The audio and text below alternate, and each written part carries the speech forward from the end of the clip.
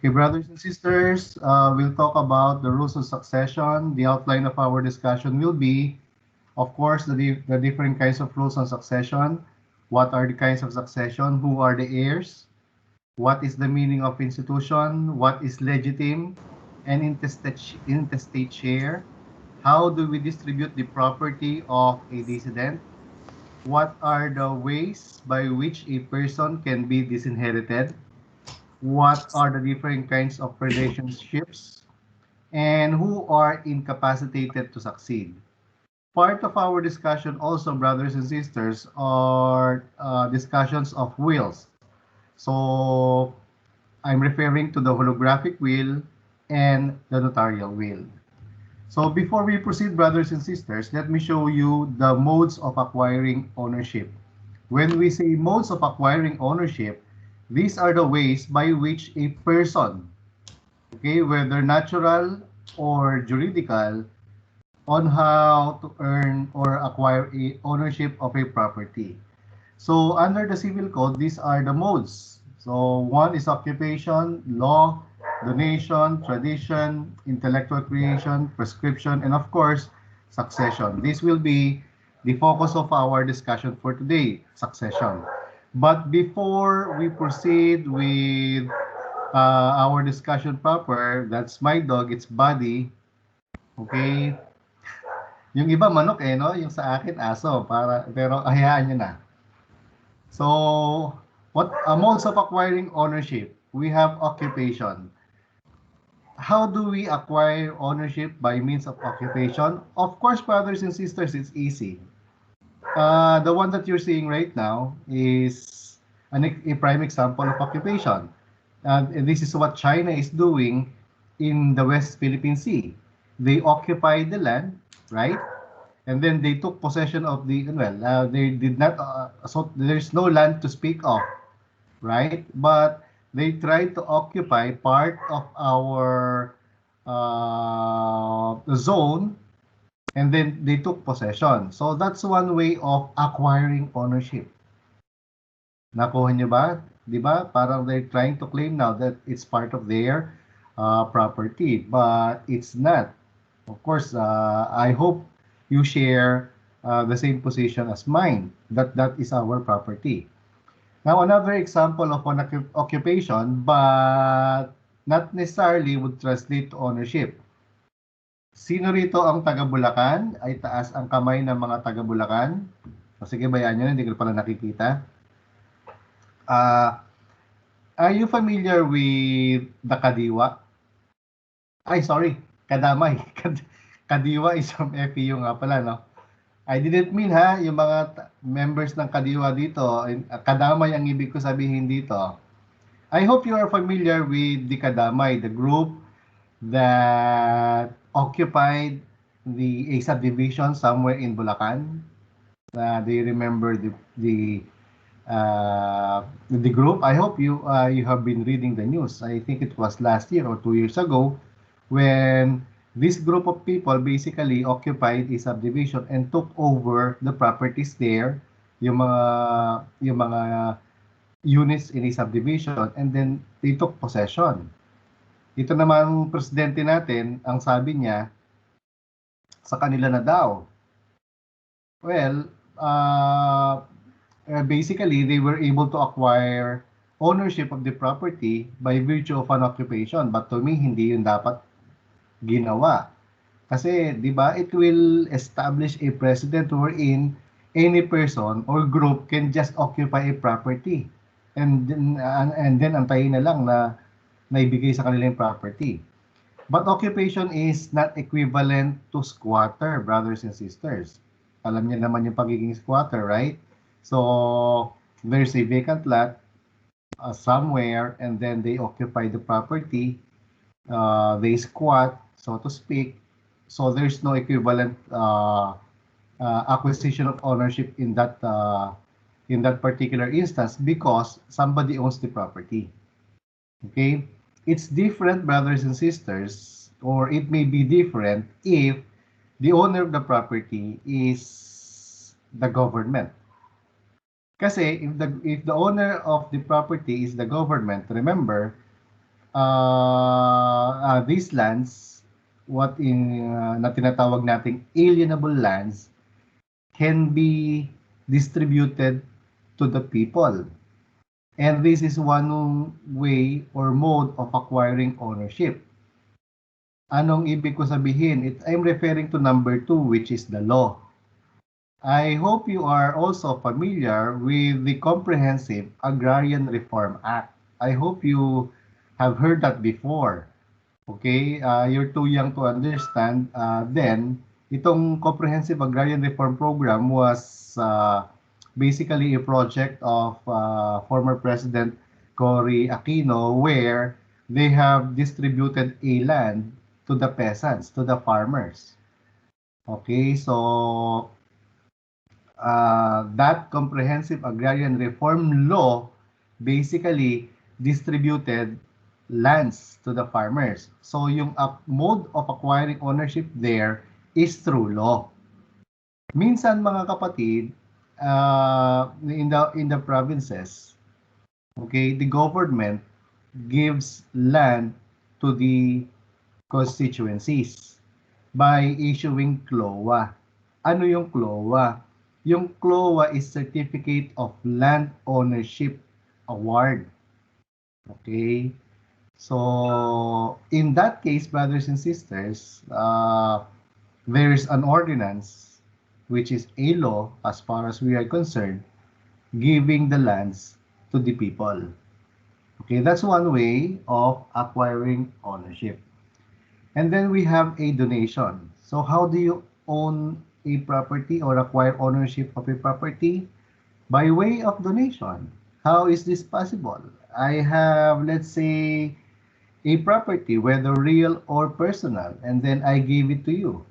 There's an intent for me to convey ownership to you, and that is donation. When you accept that, remember, brothers and sisters, there's a requirement of acceptance in donation. Okay, whether expressed or implied. Expressed acceptance, you say, thank you, I accept. Implied acceptance, you do not say yes, but by your acts, it's as if you accepted already. Like, for example, using the property or selling the property. Okay, acts of dominion ang tawag dyan. So, that's one way of acquiring ownership. The other one is tradition. And tradition is, in simplest term, is an example of sale. Meron na ba kayong law on sales? Meron na? When did you get that, Miss Jacinto? Last semester po. Okay, last semester. O, di ba? Tradition. Tradition is, in law, what is tradition? No, last semester lang yan. Ako naman, dapat master na master niyo pa yan. Tradition is what? In simplest term, what is tradition? Come on, can somebody give me an answer? Delivery. Delivery, that's great. Tama. Who said delivery? Who said delivery? Sina? Wait, I'm trying to... Asebo? Sino nagsabi? Kasi I cannot see. But anyway, sina? Sir, nagsalita ako. Sina? Forte po. Forte. Okay, good. Kasi I'm trying to remember the names of Anyway, thank you for that. Tradition is delivery. So it basically, a tradition is related to sale, wherein a property is delivered. So that is tradition. Right? So halimbawa, I am a seller of this camera. So you paid for this. I gave it to you. That's yours already. And that is tradition. You get me, guys? And remember, there are ways by which you can constructively own property. And we're talking about constructive. Okay, delivery. Meron tayong tinatawag na symbolic delivery. When you buy a land or a house, how do you deliver that, right? So delivery, so naging low na yung usapan natin ngayon, no? So delivery can be fulfilled by what? Symbolic, which means the seller, okay, if we're talking about land, the the execution of the public instrument is equivalent to delivery.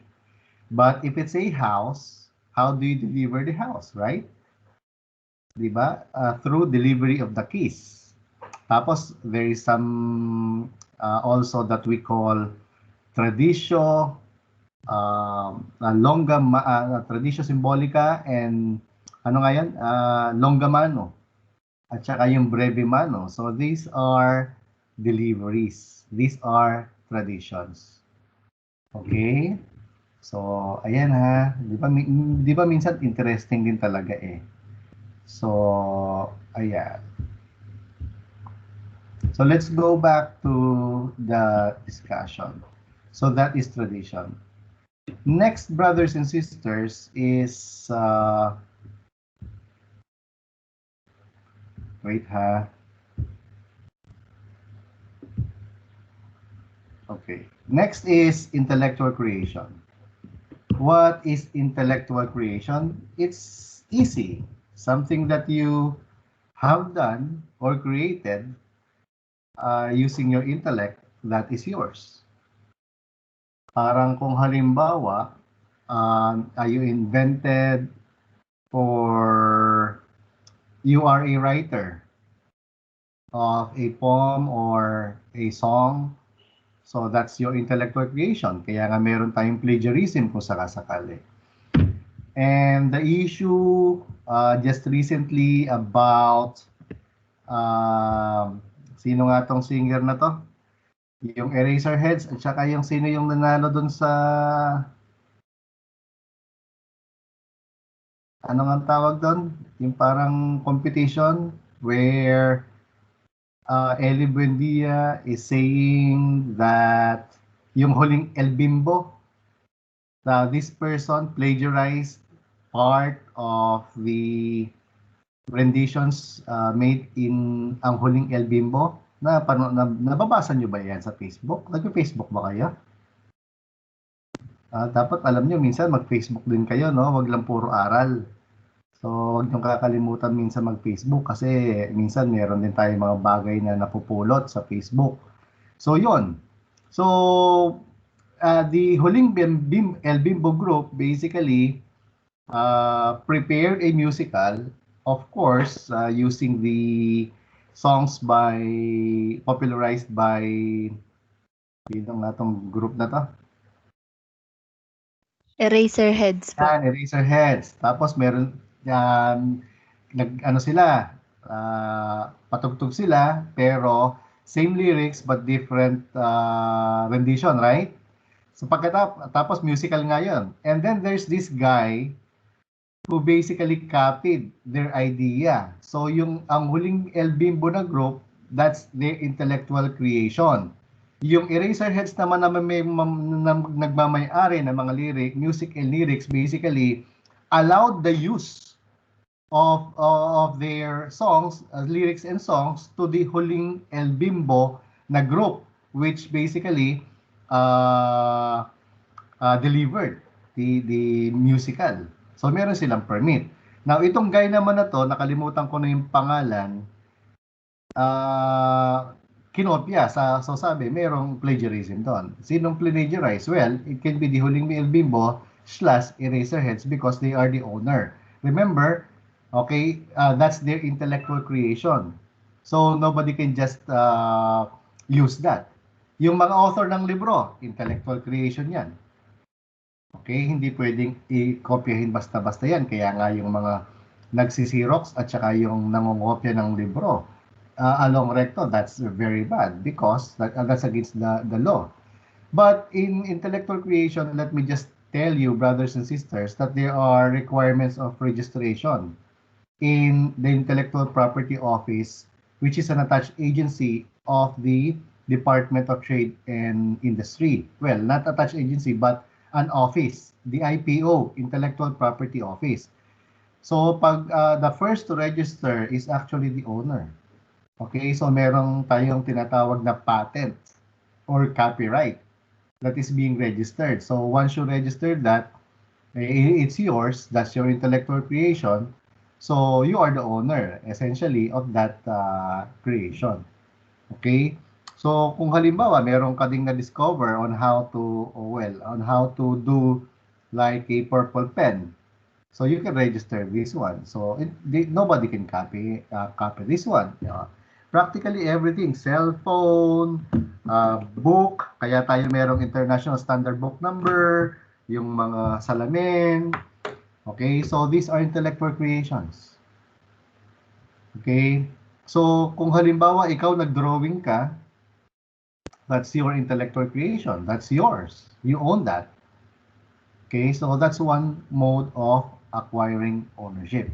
So what else? Prescription. Brothers and sisters, there are two different kinds of prescription. The one prescription that you are familiar with is what? Come on, guys. When was the first Medical time that you have heard? prescription. Ano yan, Miss Kunanan? Miss Kunanan, yeah? Sa doktor po. Yeah, well, yeah, that's one type of prescription. But that's not the prescription. Well, tama ka. Sorry. Okay. Prescription has so many meanings, but I'm referring to the law. When what's the prescription that you are familiar with? The one that you have learned in your law on obligations and contracts.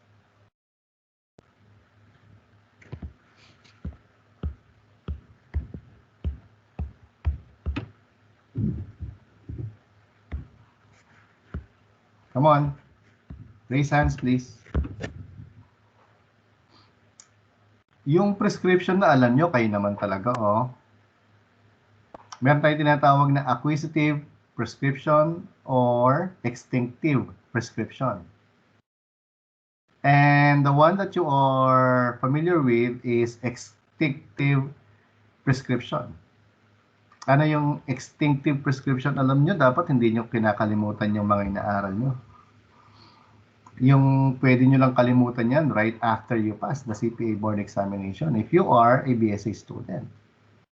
Well, actually, hindi naman dapat talaga kalimutan yan. So, what's an example of an extinctive prescription? Yeah. Acebo? Is Acebo? You were raising your hand?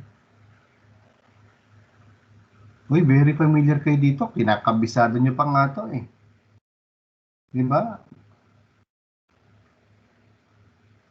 Modes of extinguishing liability, payment, loss of the thing due, merger, confusion, ano pa, compensation, remission, novation. These are the common ways by which you extinguish a liability. Ano pa yung iba? Very good. Ito yung, wait, somebody answered. Ito yung may allotted time na due. Ano yung allotted time na due? I'm not sure if you are referring to the demand. Okay, or obligations with a period. Kasi your allotted time. Specifically, what kind of prescription? Ito yung mga kapatid. One way. Okay, one way of extinguishing ng obligation is prescription. Right? Prescription. Sale is tradition. Yung prescription is, di ba, na-extinguish yung liability through prescription. Ilang years nga before a creditor loses his right to collect from a debtor?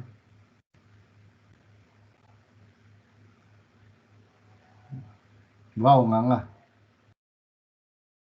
Ang hindi nyo kinakalimutan dapat yan. Kayo talaga, oh. How many years before a creditor loses his right to collect from the debtor, and after that, the obligation is transformed into a natural obligation. Ano nga yan? Hmm. Mhm. Okay. Huwag niyo kinakalimutan ang inaaral nyo. Ilang years? Okay, pakisulat, 50 years. Okay, huwag niyo kakalimutan yan. Kayo talaga, oh. Okay? Joke lang yung 50 years. Joke lang yan, joke lang yan. Huwag niyo isulat. It's actually 40 years. I'm just trying to test whether you know or remember the rule. Okay, it's not 50 years, it's 40 years. Joke lang ulit yan, 40 years na yan. Ano ba naman yan? Cannot be 40. Okay, the final answer is 30 years.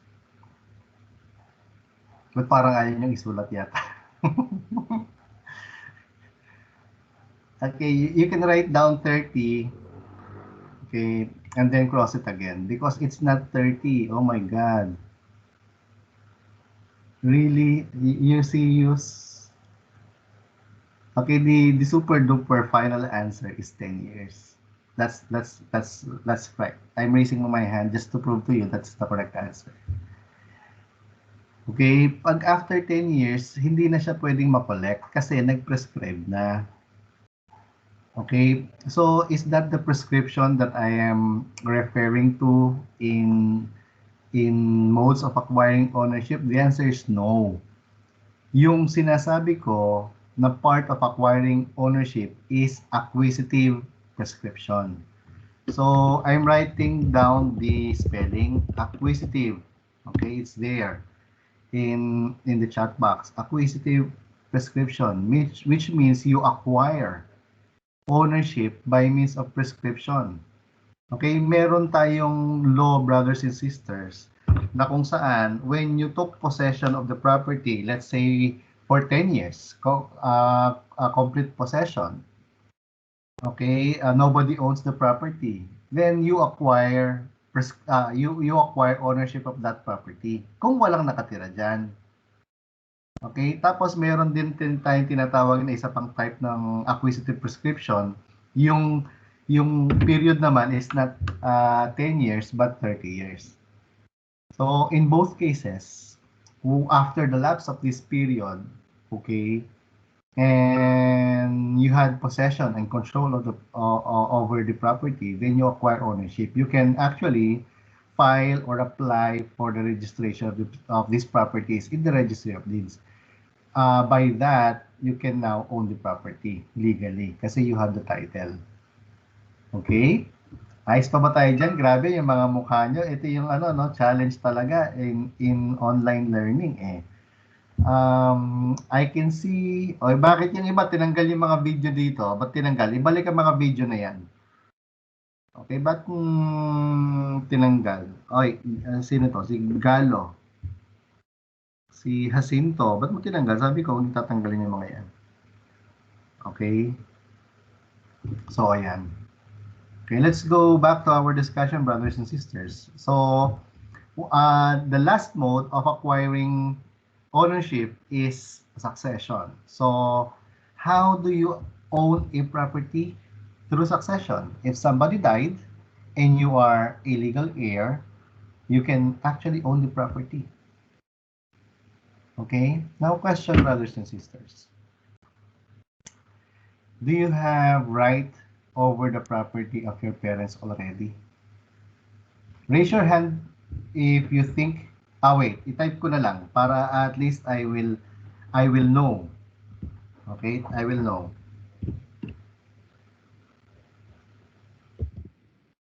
Ha?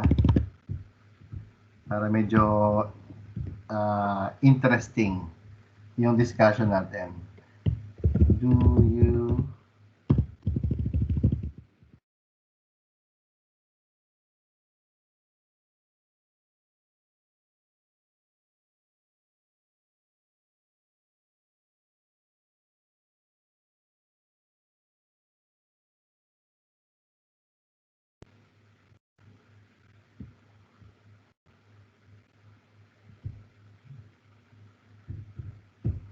Here.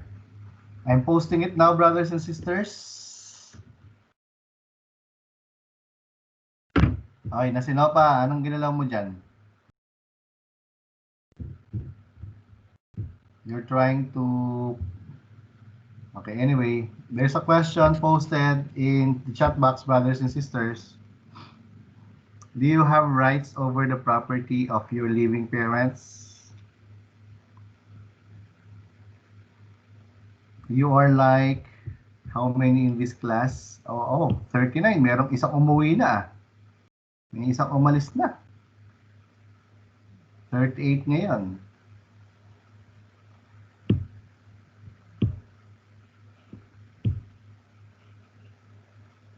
So, 24 pa lang. So, dapat ano yan, ayun, nasa 38 yan.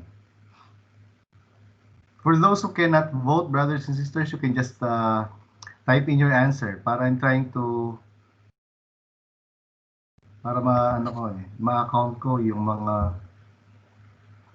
so 30 plus 3. So, where are the 5 others? 34. Okay, 37. One more. One is missing. So, merong hindi sumagot na isa. Ayun, kompleto na tayo. Thank you very much for participating in the election, brothers and sisters. So, the answer is yes. Okay? Or no? Do you have rights over the property of your living parents? Okay, the answer is no. Or yes. Ano ba talaga? Ang gulo-gulo nyo. Okay, the answer is yes. No. Or no. Alam lang, parang, alam nyo, sa face-to-face na discussion na ang saya-saya na pag gano'n ang sinasabi ko when I say yes or no. Pero tapos, alam nyo, yung mga mukha nyo, parang, ano ba yan? Diba required kayong tumawa pag nagjo-joke ako? Ba't hindi kayo tumatawa, Felix? Why are you not? I can see you're not smiling. Why? Okay. Diba? Okay. Do you have rights over the properties of your parents, living parents? The answer is yes. Or no? Super duper final answer na talaga to. Parang sa file name lang, pag nag-ano kayo, when you update your diba, files in Excel or in Word, diba, merong final, super duper final, super duper final. So yan. The final answer is yes, you have rights over the properties of your parents, but that right is what we call inchoate right. Okay, mga kapatid, tinype ko na po yung type of right you have over the properties of your parents in Kuwait. Pag sinabing in Kuwait right, hindi pa po yan full right. Okay? The other type of right is vested right. So pag vested na, di ba in law, if it's already vested, then you are now the owner. Which means you can now dispose the property.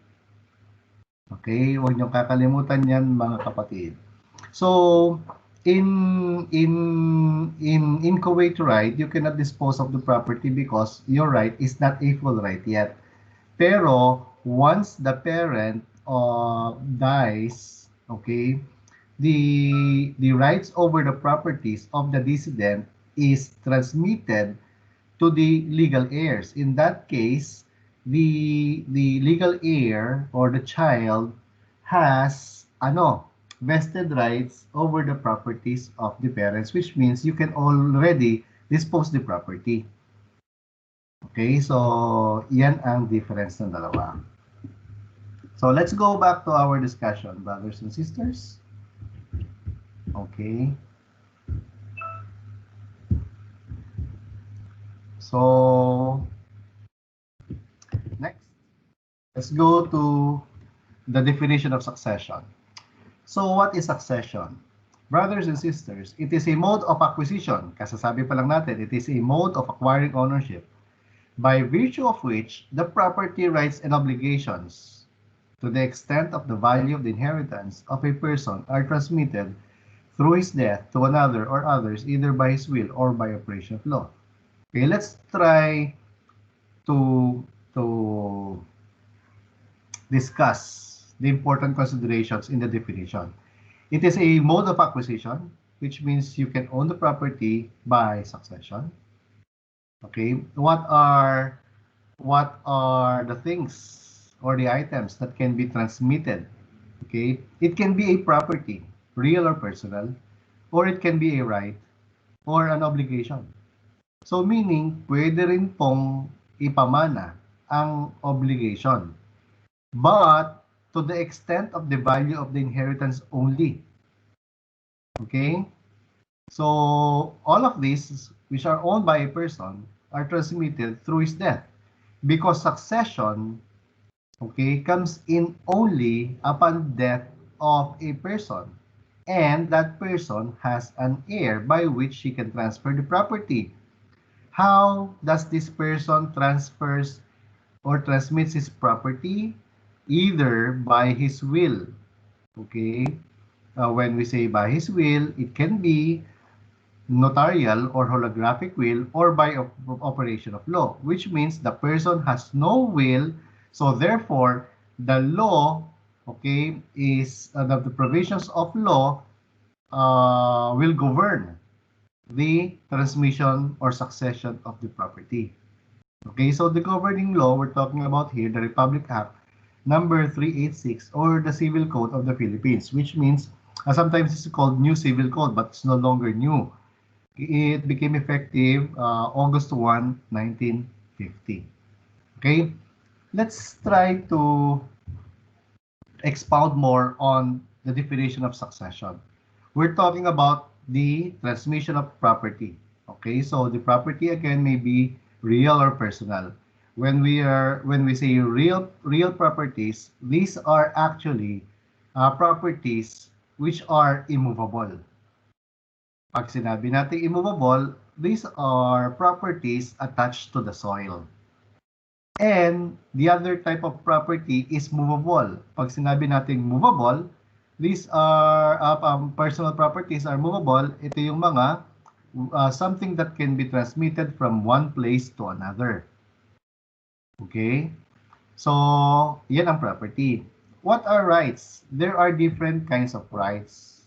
Okay? Now, kasi part of our discussion.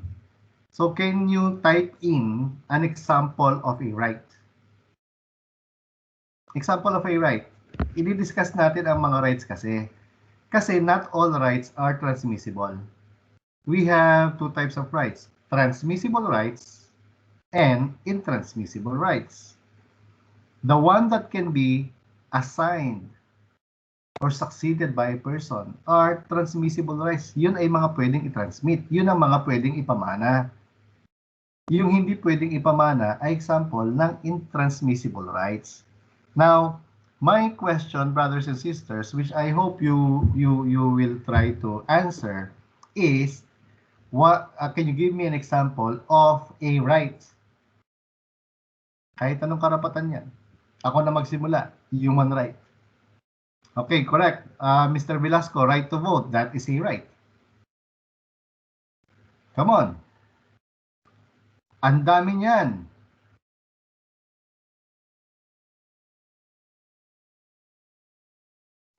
Velasco, you can add more. Right to own a property, that's correct. Oh my God, ang dami nating ano rito. Ang daming rights. Come on, we're trying to establish which one is transmissible and which one is not. Kasi ang concept ng succession ay yung mga transmissible rights. Right to life, that's correct. Princess. What else? Come on. Human right. Ano man naman yan? Right to trade or sell. Correct, Galo. Right to education, that's correct. Right to own the company of a parent. Oh, wait. Right to own the company of a parent. Well, you have an inchoate right. Okay? Ano pa? Right to education, right to freedom of speech, that's correct. Right to vote yung kanina, right to be elected also. Right to social security, right to fair trial, correct? Due process yan. Ang dami pa. Right to privacy, correct. Freedom of belief, yeah. Yun sa religion yan.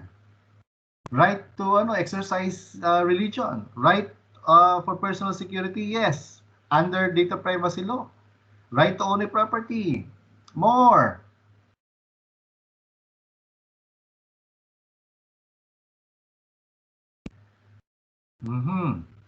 Right to equality, right to be cared by the state, yes.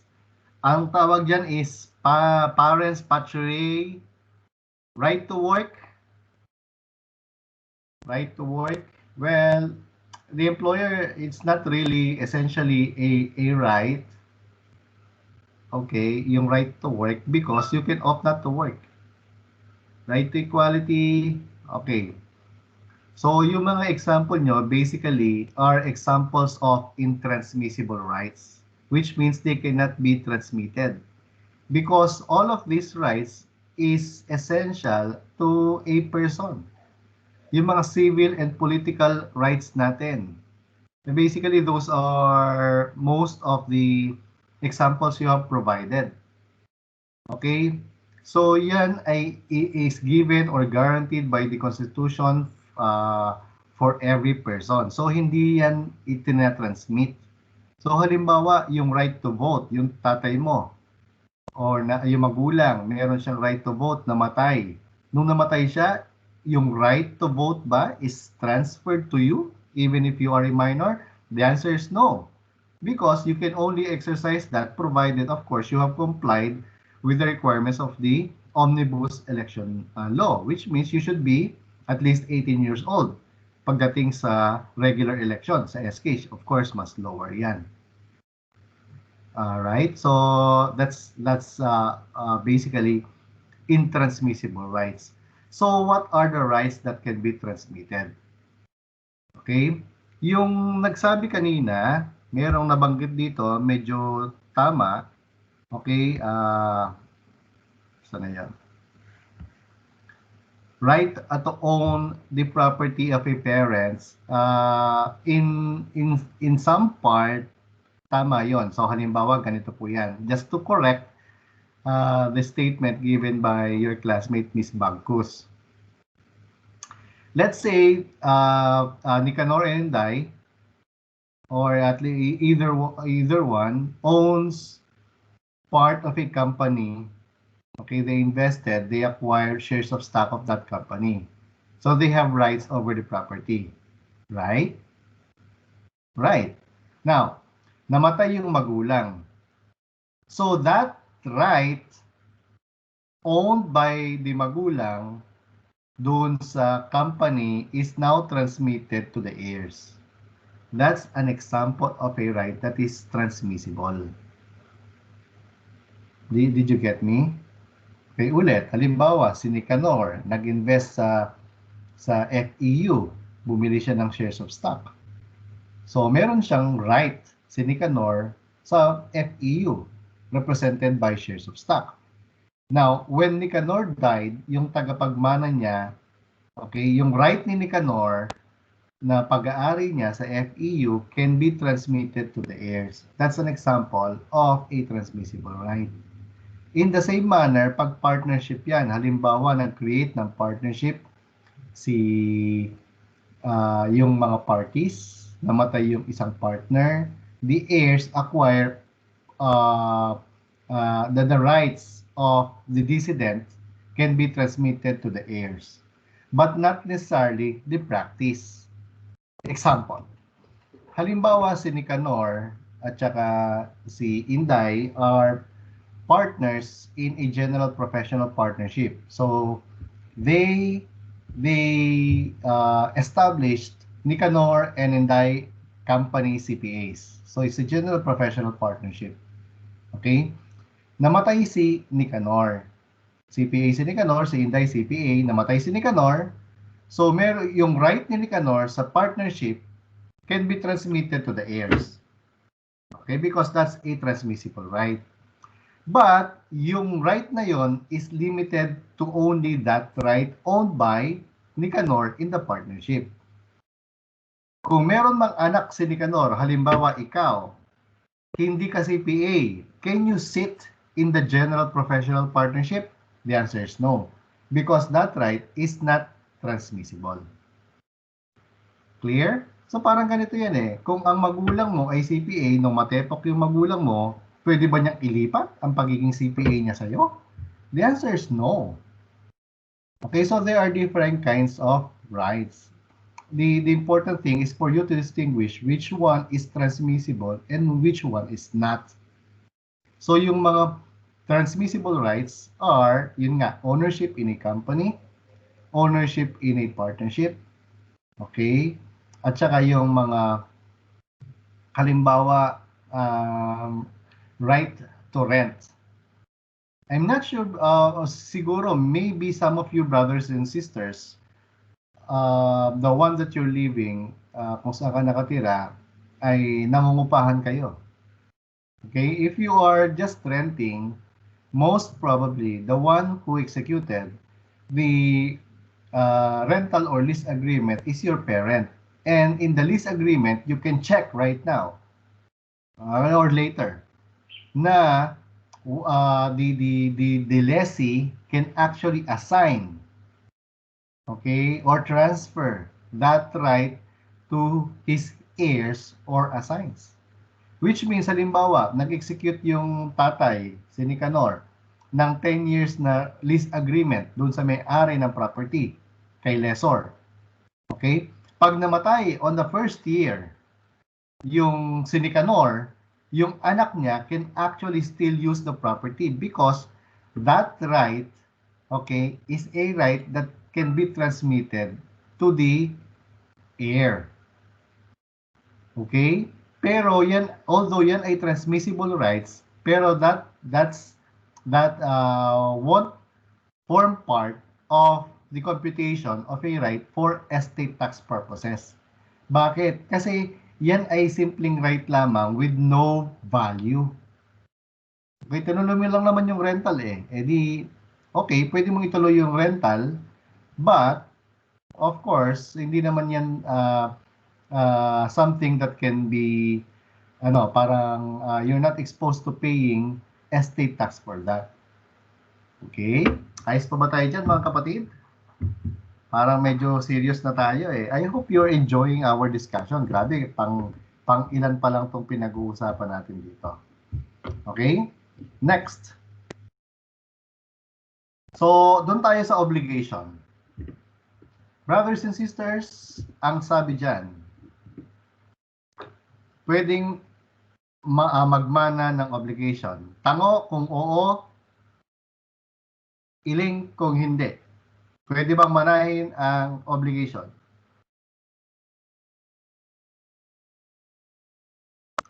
Yung utang ng magulang, pwede bang manahin pag sila ay namatay? Ang sabi natin, yes or no.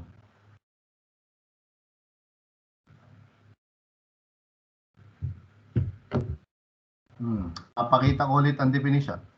Succession is a mode of acquisition by virtue of which the property, rights, and obligations, to the extent of the value of the inheritance of a person, are transmitted through his death. So, tanong, pwede bang manahin ang utang? Pwede o hindi? Okay, the answer is no or yes. Joke lang. The answer is yes, but up to the extent of the inheritance only. Okay, example mga kapatid. Yung magulang, merong pag-aari 3 million ang bahay at lupa. But it is mortgaged for 2 million. So when the parents died, yung utang nilang 2 million, pwede mo bang manahin? Of course. Kailangan mo talagang manahin yan. Ano ka? Halimbawa, ako yung nagbenta ng bahay at lupa, 3 million, wala kang pambayad, inutang mo, okay lang yon. Tama? Uy, pwede mo utangin.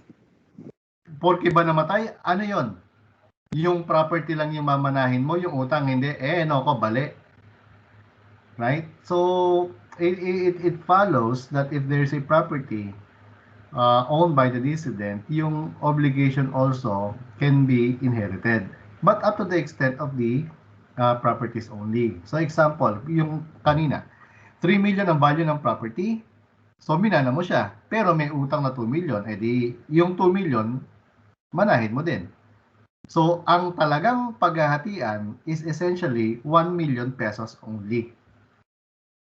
Okay, I hope you're getting me here kasi it's very simple.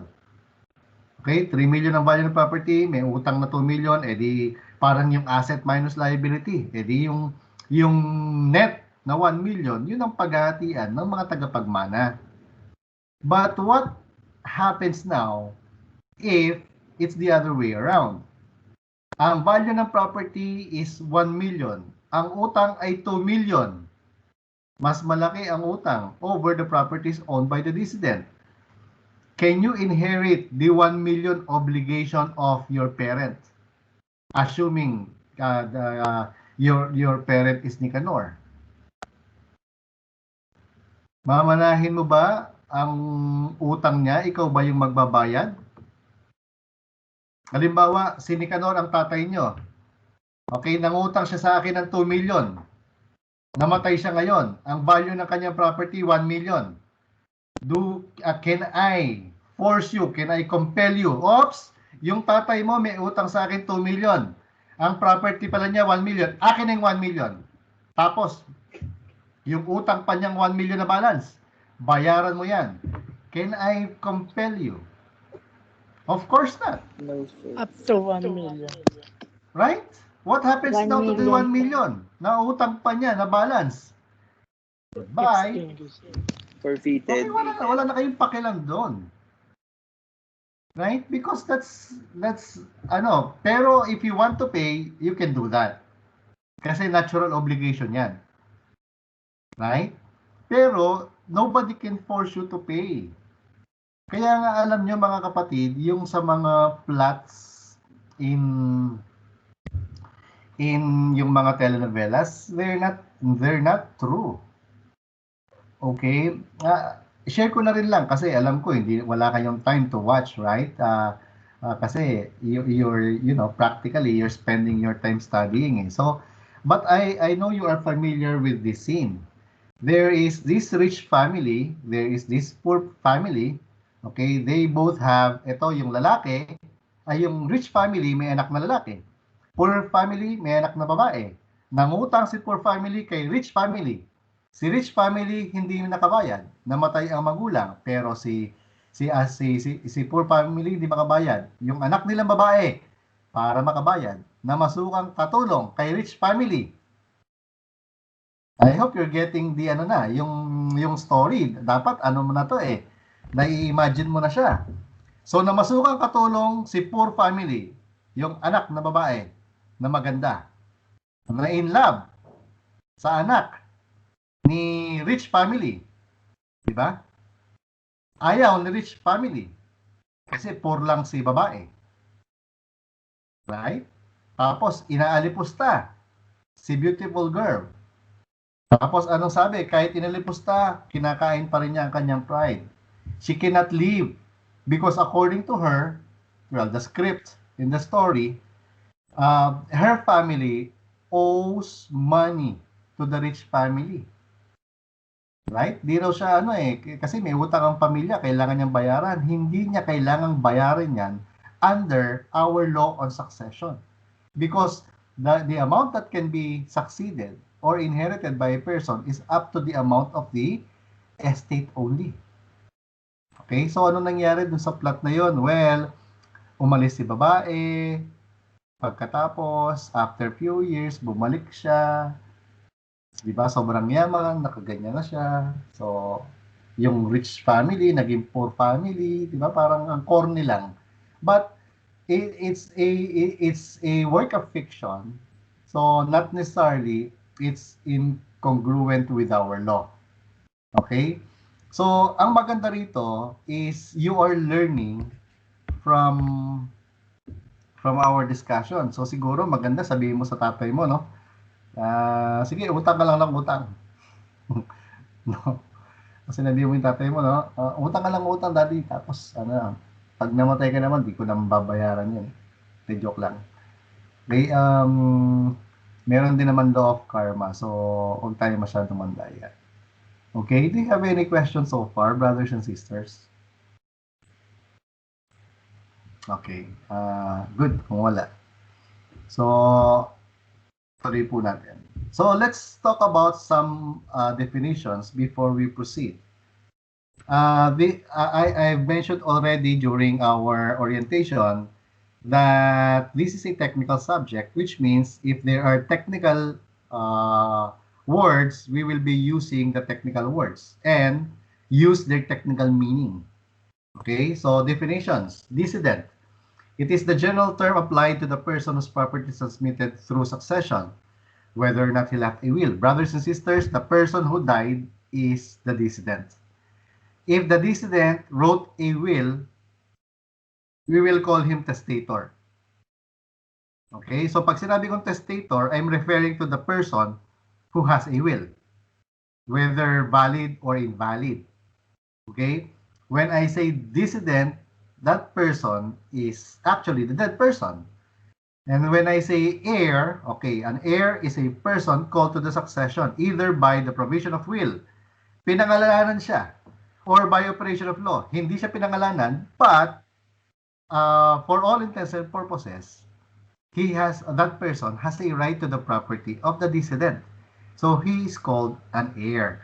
An heir can be a compulsory heir or voluntary heir. Okay, I know that you have read already what is the meaning of compulsory heir. But yung voluntary heir, ito yung example ng voluntary heir. We call him devices and legatees. Okay, voluntary in a sense that they are not really called by law to succeed. But because the stator want them to get something from him, kaya naging voluntary sila. So, devices and legatees. When we say devicee, these are persons to whom gifts of real property, okay, are given by virtue of a will. So, halimbawa, sabi ng lolo mo, gumawa siya ng will. I will that my property be given to my favorite apo. Ang bahay at lupa ko mapunta sa aking paboritong apo, si Kabuhayan. Anong first name nga nitong si Kabuhayan? Sophia. Sabi ng lola, I will that my house and lot be given to my favorite apo, Sophia Kabuhayan. So, Sophia Kabuhayan is the apo. Right? So, siya ay devicee ngayon. Yung real property is called a device. Are we clear? We're talking about technical meanings here. Yung lolo ay tinatawag nating testator. Kasi meron siyang will eh. Right? Now, pag sinabi ni lolo, gumawa siya ng will, I will, ang lolo natin si Nicanor, sabi ni Nicanor, I will that upon my death, my apo, my favorite apo, Hershey and Felix, will receive my car. O kaya yung brand new Toyota, hindi pala Toyota yung binili kong sasakyan, Ford Titanium 2x2. Sabi ng lolo mo. So the lolo is the testator. You are called legatee. And the sasakyan is called the legacy. Bakit legacy? Kasi nga, the sasakyan is a personal property. Do not forget that. We're talking about technical meanings here. Okay, so, yan. Inheritance. Dapat ba merong, ang tanong, dapat ba merong will pag device at saka legacy? The answer is yes. Because the only way you can acquire a property if you are not a compulsory heir is for the testator to write a will giving something to you. Kasi pag walang, halimbawa yung tito mo, okay, meron kang tito or tita, dalaga yan, wala siyang tagapagmana. So ang tagapagmana niyan, yung mga kapatid niya, yung magulang niya, tsaka mga kapatid niya. Right? Eh kung ikaw yung paborito niyang pamangkin, ikaw yung ka-close niya, ay the only way you can inherit is wala na siyang magulang, wala na siyang ang tawag dito, wala na siyang magulang, wala na siyang kapatid. So ikaw na yung tagapagmana. Okay? Kasi wala yung paakyat, wala siyang pababa. So magiging collateral 'yan. So kung wala yung collateral niya, bababa ulit doon sa mga pamangkin. So kung buhay yung magulang o kung wala yung magulang, mga kapatid na magmamana. Kung mga kapatid na magmamana, okay, the only way you can get inheritance is for you to what? Ask her to write a will. Okay, question, Miss Forte. Nuesca. You are recognized, Mr. Nuesca. Sir, kanina pa po yun. Again. Kanina pa po yun, sir. Okay, Miss Forte, do you have a question? Meron po, sir. Okay. Paano pag po walang will? Ano po? Tapos matandang binata siya. Tapos wala nang magulang pero may mga kapatid. Tapos gusto ring makihati ng mga pamangkin. Ganito yan. Ang succession natin, pababa muna. Pag walang pababa, aakyat. Pag walang paakyat, collateral na siya. Okay? Okay. So, kung wala siyang anak, wala nang magulang, ang magmamana yung mga kapatid. Para magmana yung mga pamangkin, yung magulang dapat nila na kapatid ni matandang binata is patay na. Kasi i-represent nila yung tatay nila. Ano, sir? Pantay ba sila dun sa kapatid? Paano kung buhay yung tatay nila? Hindi sila magmamana. Magmamana lang sila kung merong will. No, kung merong will, sabihin yung tito, baka sabihin mo, Tito Bekhenemen. Sir, walang will. Walang will. Walang will kahit anong will. Hindi sila magmamana kung namatay na kasi nga magmamana yung mga compulsory heir. So in the end, kapatid lang yung magmamana. Kapatid lang yung magmamana. Ngayon, kung namatay na yung kapatid, yung anak ng kapatid ang magmamana by way of right of representation. Okay po, sir. Okay? O baka meron pa ritong storya ng buhay na gusto nyong masagot natin. Paki-lower yung hand after you, Hindi totoo kasi these are the things that will really help you understand the law. Okay? Fulia, Joshel. Okay. Sir, paano kung may anak na? Ampon. Tapos may kapatid. Pero yung ampon, di nakapangalan sa kanya. Okay. So, there's an adopted child. Okay? So, hindi legally adopted. So, kung hindi legally adopted, hindi siya tagapagmana. Clear? So, ang magmamana dyan, kung wala siyang pababa, anong sabi ko? Aakyat siya. Kung wala nang paakyat, magko-collateral siya. Okay? Stop muna yung mga tanong. Ituloy muna natin to kasi doon papunta yung mga tanong nyo eh. Okay? So, this is the meaning of inheritance. Okay? Binigay ko na ang definition ng inheritance. Tuloy muna natin para at least sa susunod na mga questions nyo, we will be able to, para ma-imagine nyo yung succeeding questions. So, again, brothers and sisters, when I say decedent, it's the dead person. Pag testator, may will, heir, tagapagmana. Okay? Tagapagmana ng real property, devicee, personal property, legacy. When we say inheritance, this one is a definition. Okay, there are ways by which we define a thing. Okay, and this one is one way of defining. Kasi alam natin, definition is ganito, direct siya. Example, what is matter? Anything that has mass, etc., is matter. Pero ito, defined by inclusion. Okay, definition by inclusion. The inheritance includes all property rights and obligations of a person which are not extinguished by his death. Kanina binanggit natin, to the extent of the obligations to the extent of the property owned by the decedent. Dito naman, which are not extinguished by his death. Anong ibig sabihin, mga kapatid? When we say obligations of a person which are not extinguished by his death, meaning, kung merong mang utang, yung ating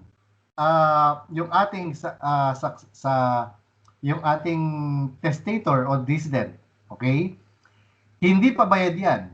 Kasi pag extinguished na yan, it cannot be inherited. Pag extinguished na, which are not extinguished, ang pwede lamang i-inherit. So which means, if an obligation was already extinguished, then it cannot be the subject of an inheritance. So what are the modes of extinguishing an obligation? Ito yung point ko dyan. So dapat familiar tayo sa law. So how do we extinguish an obligation? By payment. Kung bayad na yan, hindi na pwedeng manahin. Loss of the thing due, hindi na pwedeng manahin. Remitted, compensated, set off, novated, okay? Prescribed more than 10 years na, hindi na pwedeng manahin yan.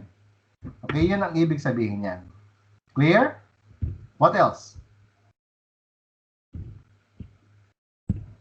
What else? Wait. Yan. What else? The inheritance of a person includes not only his property and transmissible rights and obligations existing at the time of his death, but also those which have accrued thereto since the opening of the succession. Dito na pumapasok yung term na accrual, brothers and sisters. Ano yung accrual? Let's say, brothers and sisters, yung lolo natin, si Nicanor, is an owner of shares of stock in ABC Corp. So, namatay si Nicanor. So, meron tayong right doon sa shares of stock owned by Nicanor. Tama? Tango. Tango. Meron. Now, at the time of death, nag-declare ng dividends yung company. And remember, I hope you know what dividends are. Okay? So, nag-declare ng dividends. So, yung sharing of profit ng corporation, nag-declare sila ng dividends. So, yung dividends na yan ay part ng inheritance. Clear? That's the meaning of that. Okay, next. When we say legitim, it is that part of the testator's property. Binanggit testator, ibig sabihin may will, which he cannot dispose of because the law has reserved it for certain heirs who are called compulsory heirs. Brothers and sisters, ito po ang pag-usapan natin ng konti ito. We're talking about legitim. Okay. If a testator wrote a will, all his properties will not be distributed according to his will. Bakit? Kasi nga there's a legitim. There's a part which he cannot touch. Hindi niya pwedeng ipamigay yan kahit kanino because the law has reserved it to the compulsory heirs. So, essentially, the portion that can only be disposed of by the testator is the free portion. Are we clear? Uy, yun ang ibig sabihin ng legitim. Kaya nga medyo corny eh. Tanongin niyo ko bakit corny? Bakit, sir? Yan ang gustong-gusto ko sa mga estudyante ko, yung nagtatanong talaga. Okay? Bakit corny? Bakit pang tinawag na will yan kung hindi naman pala masusunod ang will mo? Di ba? Gusto mo itong property mo na to? Halimbawa, I have a car. Well, actually, I have a car. Hindi yung example. I have 4 cars. Okay? 2 SUV, isang kotse, tsaka isang van. Minsan nakakabore kasi. So, halimbawa, 4 ang kotse ko. Kung meron man akong anak, hindi ko pwedeng pamigay yan kahit kanino. Halimbawa, favorite pamangkin ko, Zach. Okay, I cannot give my cars to Zach because the law reserved those properties to my compulsory heir. You get me? Legitimate. Kasi tagapagmana sila eh. Kaya kayo mga kapatid, okay, you have rights over the properties of your parents. Later, pag-usapan natin yung concept niyan. Okay? So, sabi ng halimbawa, okay, hindi ko alam kung nandyan yung mga magulang nyo. Siguraduhin yung wala sila muna ngayon, ha? Kasi halimbawa, sabi ng magulang mo, napakatigas ng ulo mo! Tatamad-tamad ka mag-aral. Hindi kita papamanahan. Dapat ka bang matakot? Hindi ka dapat matakot. Bakit? Merong legitim. Diba? Even if the parents say hindi ka papamanahan. Don't be afraid. Because the law has reserved something for you and that's what we call legitim. Sabi mo lang, okay. Edi no. Edi wow. Joke lang. Huwag nyo naman asarin yung magulang nyo. Kasi, pwede ka nilang hindi pamanahan by way of disinheritance. So, pag-uusapan din naman natin yon. Basta wag mong gagawin yung mga yon, yung mga valid causes for disinheritance, ay magpamana ka. Clear? Clear? Oh, I hope I am making myself clear here. Okay? So, anak ka kasi compulsory heir eh. Next. So, who are the compulsory heirs? Okay, sino ba talaga ang mga tagapagmana, mga kapatid? Ito po yung mga compulsory. Pag sinabing compulsory ha, o yan, hindi yan A, hindi yan compulsory. Huwag kayong patawa. When we say compulsory, they have no, they are compelled by law. Okay, whether you like it or not, ikaw ay tagapagmana. But, regardless, kung ayaw mong tanggapin, karapatan mong hindi tanggapin yan. Pero pag hindi mo tinanggap yan, of course, meron din paraan na makukuha pa rin yung property ng mga tagapagmana mo. Okay, so halimbawa, ang ibig ko sabihin ganito, compulsory heir. Yung magulang nyo, tagapagmana yan ng inyong lolo't lola. Sabi ng magulang nyo, hindi ko tatanggapin ang anumang ibibigay nyo sa akin na pamana. Ay, hindi basta-basta pwede niyang gawin yan. Bakit? Yung right ninyo as a compulsory heir of your parents will be affected. Di ba? Hindi raw nila tatanggapin. Di malamang wala ka rin tatanggapin. So you can actually accept for, on, and their behalf. Ang tawag doon, representation. Okay? Even if they don't want the property, they repudiated, you can still accept by way of representation. Clear? Hoy, clear ba? Okay, let's go talk about the compulsory heirs. Sino ba yung mga tagapagmana? Number 1, legitimate children and descendants. Yung mga legitimate na anak at saka yung anak nila. Okay? Yan ang compulsory heir. With respect to their legitimate parents, mga kapatid, tignan nyo po yan ha. If there's a legitimate child, there's a legitimate parents. So kung kailan magiging legitimate kailan magiging legitimate ang isang child? A child is a legitimate. A child is legitimate kapag ang parents mo ay kasal. So if your parents are married, you are a legitimate child. If you are a legitimate child, then your parents are your legitimate parents. Clear? So kung ikaw ay may magulang, legitimate child ka, ikaw ay kanilang compulsory heir, ikaw ang kanilang tagapagmana. Clear? Kung meron kang anak, yung anak mo ay tagapagmana din. Bakit? Descendants mo yan eh. Or descendant mo yan eh. Clear? Clear? So which means, halimbawa, lolo, may anak, si Nicanor. Tapos anak ni Nicanor, si Junior. Sino ang compulsory heir ni lolo? Si Nicanor at saka si Junior. Clear? Kasi pababa nga eh. Gets? You have to really understand this one. So pag halimbawa namatay si Nicanor, lolo, namatay si Nicanor, si JR pa rin ang kanyang compulsory heir. Clear? Pero kung buhay si Nicanor, siya lang ang compulsory heir. Kasi, di ba, siya yung anak legitimate child with respect to legitimate parents. Pero, pag namatay si Nicanor, si Junior ang tagapagmana ni lolo. Clear? So, brothers and sisters, I don't know your history, But if you have a parent who died already, ikaw ay tagapagmana ng iyong lolo at lola na. Get me? Okay, next. Number 2, ang nasusulat, in default of the foregoing. Ibig sabihin, kung wala daw siyang anak, anong mangyayari? Sino ang magmamana? The legitimate parents and ascendants with respect to their legitimate children and descendants. So which means, brothers and sisters, if you are single right now and you have no child, okay, meaning you are not married and you have no child, wala kang pababa. Kung wala kang pababa, in default of the foregoing, what will happen? Aakyat siya. So who are your compulsory heirs? Your magulang. If you don't have any magulang, who will be your compulsory heir? Your lolo and lola. Ascendants, paakyat na siya. Clear? Uy!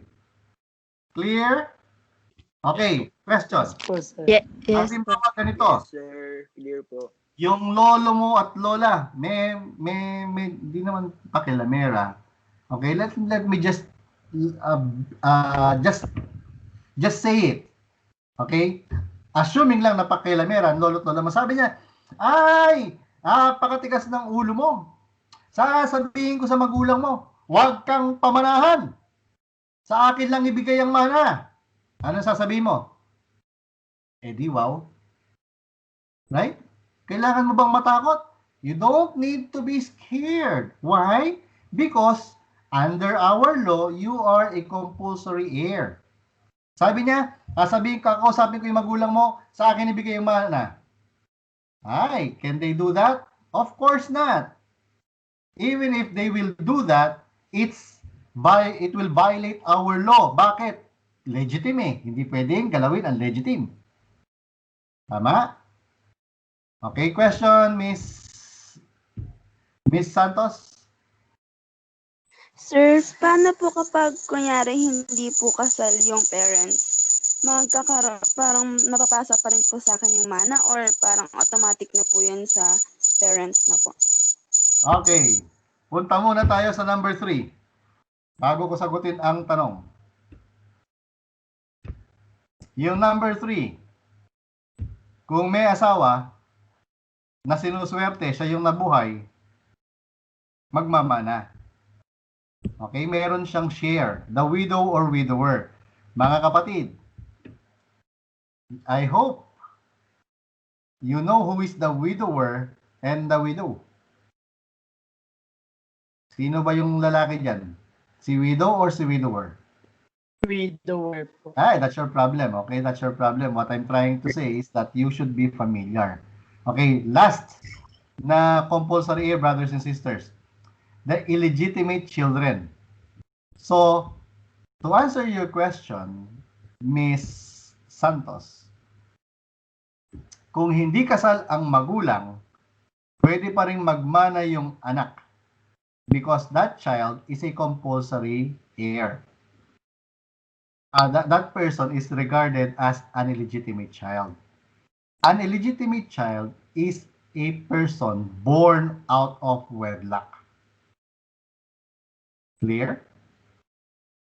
So, yung illegitimate child, pwedeng halimbawa, may isang lalaki, may isang babae, nagmahalan, nagkaanak. Pagkatapos, hindi alam ni lalaki, may anak pala siya. Okay? So, sinolo ni lalaki o kaya hindi nagpakasal, pwede rin. So, illegitimate child. Okay? Pwede pa rin ba siya magmana? Oo. Bakit? Compulsory heir siya. Did I answer your question, Miss Santos? Yes po, sir. Thank you po. Okay. Sino pa ang may tanong? Halimbawa, tanong mga kapatid. Yung parent mo, sabi ko, illegitimate child is a person born out of wedlock. Okay? Ipinanganak ka, hindi sila kasal. So, illegitimate child ka. Now, what if your parents eventually married What do we call you now? The answer is, Legitimate. the answer is, you are now legitimated. Ang tawag doon. Okay? You are legitimated. Galing, no?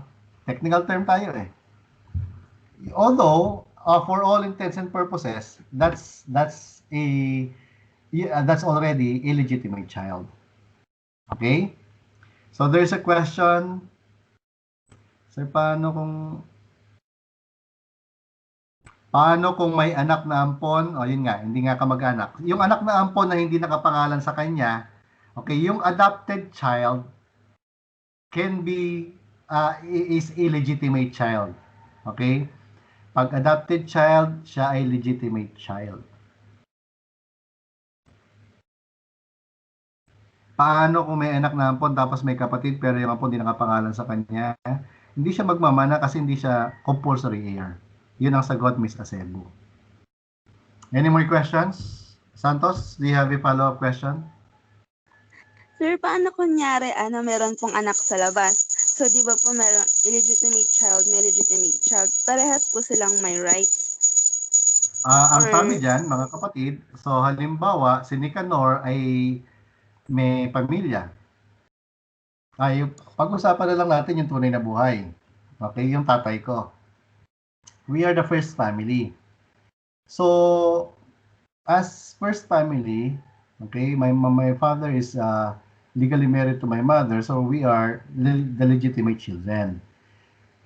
Then, my father married again, valid and subsisting in marriage niya with my mother, tapos may anak siya sa second family. So, illegitimate child yung half-sister namin. Kasi hindi na sila pwedeng magpakasal eh. Tapos, nag-asawa pa ng pangatlo yung tatay ko. Galing, no? Third time in Saudi. And then, meron siyang isang anak pa rin. So, half-sister ko din yan. So, yung dalawa na yon ay illegitimate child. So, can they inherit from from our daddy? The answer is yes. Bakit? Ayan, no? Compulsory heirs sila. Okay, kami ay compulsory heir under number 1. Siya ay compulsory, yung half-sisters namin ay compulsory heir din sila under number 4. Okay? Yung number 2, hindi magmamana lang siya kung walang number 1. Kaya in default of the foregoing. Pero si number 1 can at the same time inherit with number 3 and number 4. Clear? Si number 2 pwedeng mag-inherit with number 3 and number 4. Okay? Ang hindi pwedeng magmanang ng sabay, yung number 1 and number 2. Okay? Clear? Magmamana lamang si lolo at lola kung walang anak. Pero kung halimbawa, ang survivors are legitimate child, widow, widower, and legitimate child, all of them can inherit. Kung walang anak, si decedent or testator, pero meron siyang magulang, yung magulang niya, at saka yung asawa niya, at saka yung anak niya sa labas, yan ay mga pwedeng magmana. Clear? Miss Benemerito, Jaira, before I ask you your question, are you related to Jonah? Sino po Jonah? Hindi po, siguro. Jonalyn? You don't know any person by the name of Jonalyn? Jonalyn Benemerito po. Malamang, Benemerito. Taga-saan po? I don't know. Anyway, if not, okay. Same lang kasi yung apelyido tapos J pa. So anyway, what's your question? Sir, paano pagka mag-anak na lang yung natira sa kanya? Wala siyang asawa, wala ng parents, matanda na. Pero may pera po siya. Wala siyang asawa, wala siyang anak, wala siyang magulang. Ang tanong mo kung sino yung magmamana? Opo, kamag-anak na lang po yung natitira, ganun. Huh?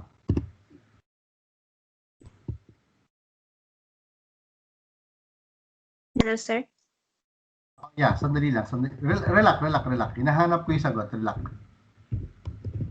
Okay, ang sagot kasi ay nasa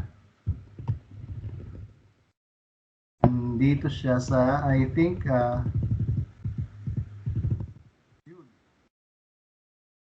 here. Sino ba ang magmamana kung halimbawa walang will? Okay, share ko lang. Ayan, order of succession kung walang will. Ang magmamana kung walang will, descending direct line, pababa. Kung walang pababa, aakyat. Okay, pero kung merong illegitimate child, magmamana. Kung wala siyang asawa, magmamana. So dito papasok yung question mo, Miss Benemerito. Kung meron siyang kapatid, yun ang magmamana. Kung wala na siyang kapatid pero may pamangkin, yung pamangkin ang magmamana. Kung wala siyang kapatid, wala rin siyang pamangkin, yung mga pinsan ang magmamana. Kung wala na siyang pinsan, yung second cousin ang magmamana. Kung wala na siyang collateral relative, napakalungkot ng kanyang buhay, ang magmamana ay ang gobyerno. Sir, paano pag ayaw niyang ipamana yung pera niya sa iba? Parang nasa bangko lang siya. Kung ayaw niyang ipamana, wala tayong magagawa doon. Sir, sa government po mapupunta yung pera. Sa government mapupunta ang kaperahan niya. Unless you are a collateral relative. Pag sinabing collateral relative, hindi pa akit pababa. So, kasama dyan, tito, tita, pinsan, ayan, second cousin. May right pa rin po sila kahit hindi siya magbigay ng will.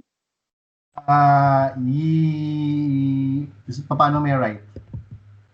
May right po sila sa ano niya, sa mga pera niya. Meron silang right, matay siya. meron silang right, but they may be excluded.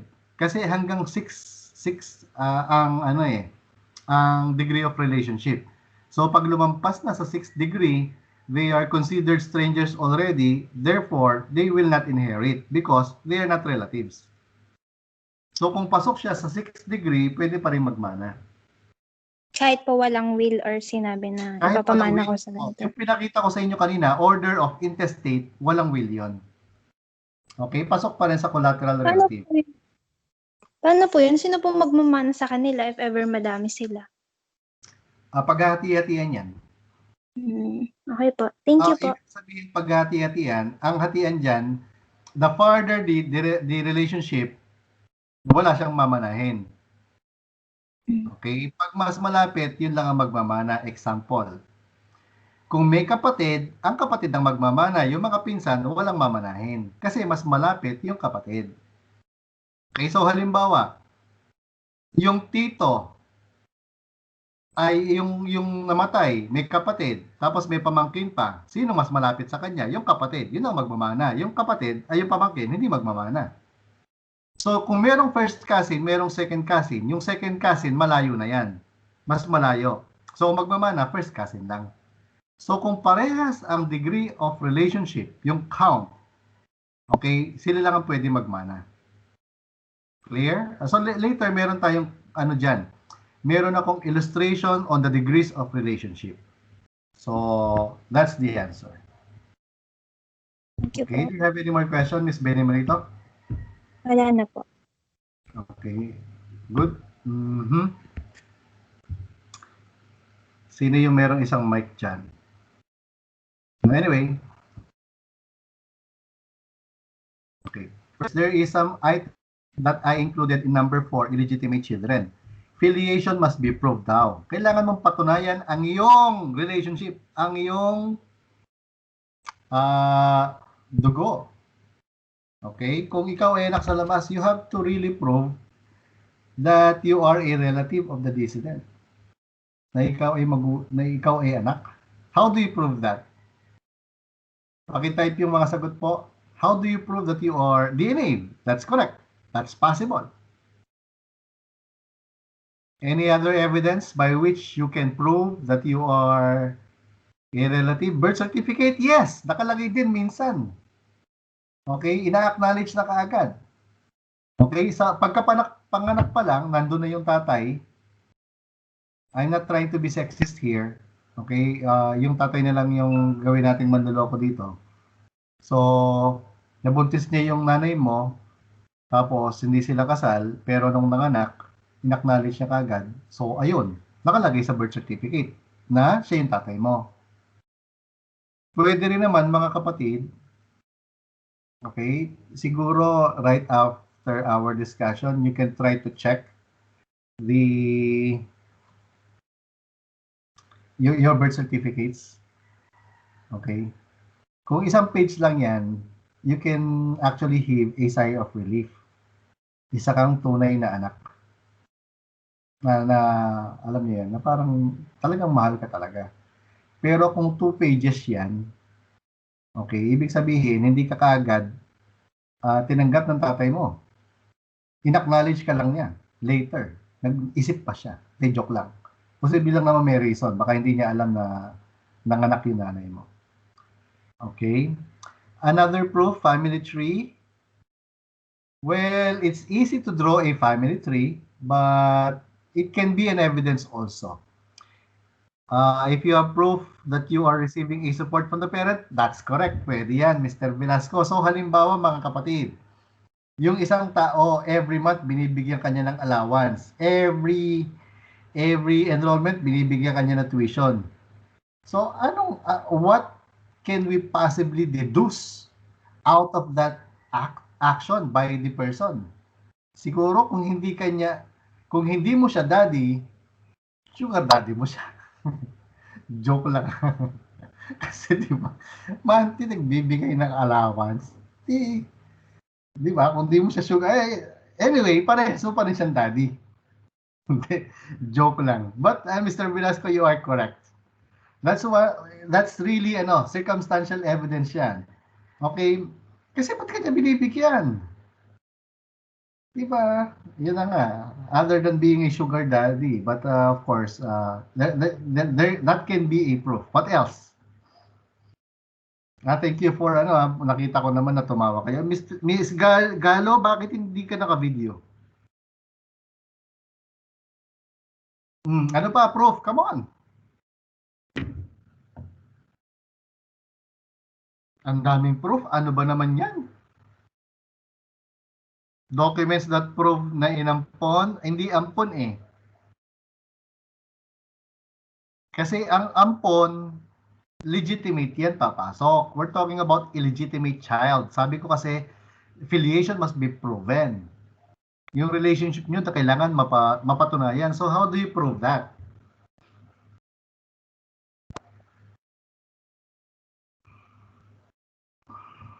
Dali. Ano pa yung mga proof?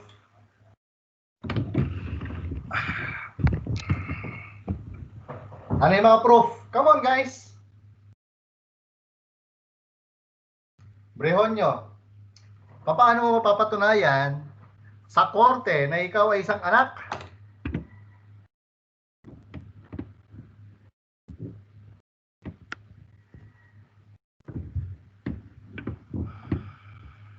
Come on, you have to imagine.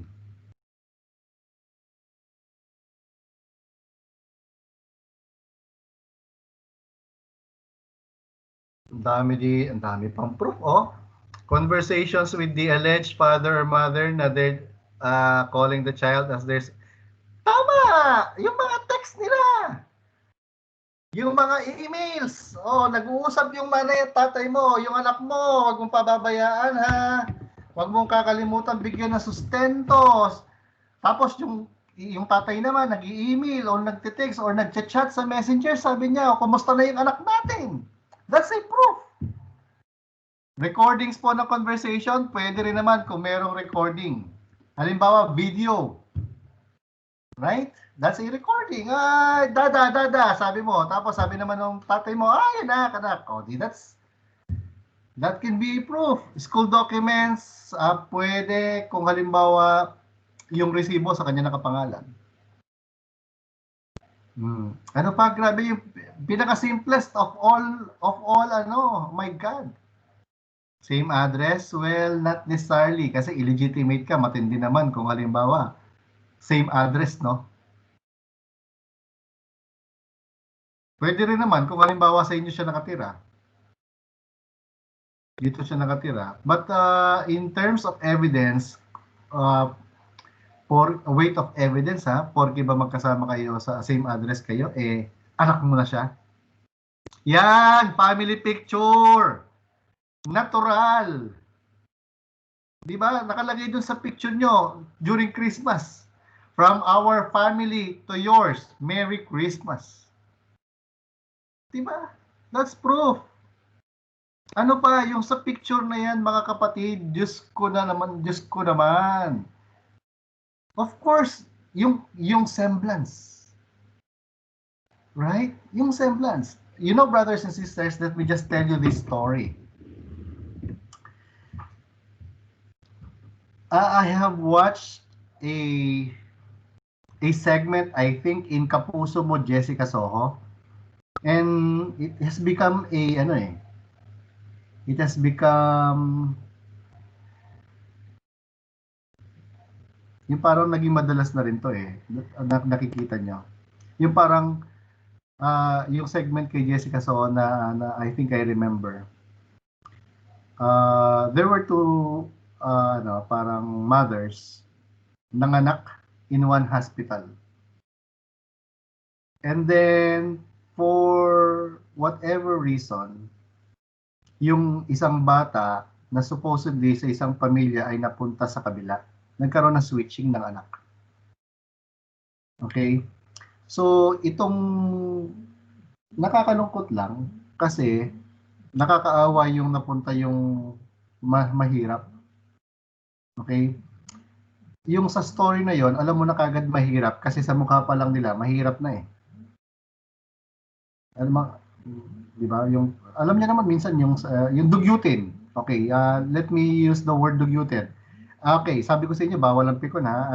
I will be using terms here that will necessarily make you understand better what I'm trying to say. So, dugyutin, okay? Parang katribo namin ni Guzman. Ganyan ang kulay, maitim. Okay? Pagkatapos, yung bata, tisoy. As in, yung lalaki, tisoy siya. As in, ang puti-puti niya, para siyang foreigner. So, this child, yung parang foreigner, has kept on asking questions. Anak niyo po ba talaga ako? Kasi hindi niya kamukha yung mga kapatid niya. And every time that, nung nagkakaisip siya, anak niyo po ba ako? And, anak ka namin. But, parang something is wrong somewhere. Kasi wala siyang, as in talaga, hindi niya talaga kamukha. Wala siyang kamukha sa mga kapatid niya, yung magulang niya, wala talaga, pati mga lahi nila, dugyot nga eh. Tapos siya, parang tisoy. So, nung medyo parang nag-college na siya, he started just for his peace of mind. So he went to the hospital and started investigating. Then he found out na mayroong kasabay na nanganak yung nanay niya. Okay, and then he tried to locate yung kasabay na nanganak ng nanay niya. Then he found them. To his surprise, kinikilabutan ako. To his surprise, when he saw them, he already knew that they are his parents. Kasi sa mukha pa lang, kamukha na yung mga magulang niya. Alam niyo yun? I really cannot forget that parang scene. Wait lang, naiyak ako. Di joke lang. Pero nakakayak talaga yung scene na yun. Parang alam niyo na for over 20 years, he has been parang deprived of the attention of his real parents. Namuhay siya ng yung mahirap sila eh. Tapos yung isa naman na nakaswitch niya, yun ang naging masarap ang buhay. But the good thing was the real parents were parang mabait. They accepted them both as if anak din nila yung isa nung nalaman nila na hindi nila anak. Kasi right after that, both parents, yung two families, they accepted yung yung request for DNA. So, nalaman talaga na yun talaga yung mga magulang. So, yun lang, ma-share ko lang. Okay, so that's one way of proving your affiliation. Of course, yung pictures. Okay, wala lang. Pag ganyan kasi medyo ano lang ako. Soft lang. So anyway, next. Pag sinabi nating executor, okay, when we say executor, brothers and sisters, we're referring to a person, male, executrix, female, named in a will to perform these duties. Kaya nga perform, to execute the provisions in the will. When we say administrator, male, administratrix, name of a person appointed by the probate court to complete this task when there's no will or no executor or executrix has been named in the will. Sometimes it's the family that actually designates the administrator. In reality, yung family. So halimbawa, sa pamilya, yung tatay or yung nanay ang administrator. Or it can be the eldest. Or it can be the one na nag-aral. Siya yung nakakaalam . Okay, yun ang mga normally na mga administrators. So, in one of my lectures at PICPA, the National Association of Certified Public Accountants, medyo mainit yung issue pertaining to gender during that time. So, parang yung mga parang yung mga LGBTQ, they want to be recognized as an equal individual in terms of yung pagpapakilala sa kanila and acknowledgement. Okay? So naisip ko, 'di ba, parang parang hindi sila ina-acknowledge kasi rito . 'Di ba? Bakit? Nakalagay executor, executrix, babae, lalaki. Administrator, administratrix, babae, lalaki. Asan ang LGBTQ dyan? So, sabi ko, let's call them transsecretrix at saka transadministratrix. Grabe, masyado na kayong seryoso. Okay po ba tayo dyan, mga kapatid? Okay, next. Approved succession are transmitted from the moment of death of the decedent. Payment of taxes accrues from the time of death of the decedent. Lahat yan, mga kapatid. Okay, kinds of succession. There are 3 kinds of succession: testamentary, legal or intestate, and then mixed. As to effectivity, okay, inter vivos, during lifetime, meaning the giving of the property takes effect during lifetime. Inter vivos yan. Or mortis causa, you can only get the property through death. Okay, yan ang pagkakaiba ng dalawa. Inter vivos, during lifetime, mortis causa, after death. So, what is testamentary succession? So, under Article 779, it is that which results from the designation of an heir. Somebody was named in an heir. We call that institution. And your name has been written in the will and in the form prescribed by law, meaning the document, okay, followed the provisions of the Civil Code of the Philippines pertaining to the writing of the will. So, ang tawag dyan, testamentary succession.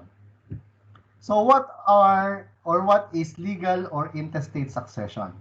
Brothers and sisters, legal or intestate? Legal, it's the provisions of the Civil Code which will masusunod. Intestate, there's no will.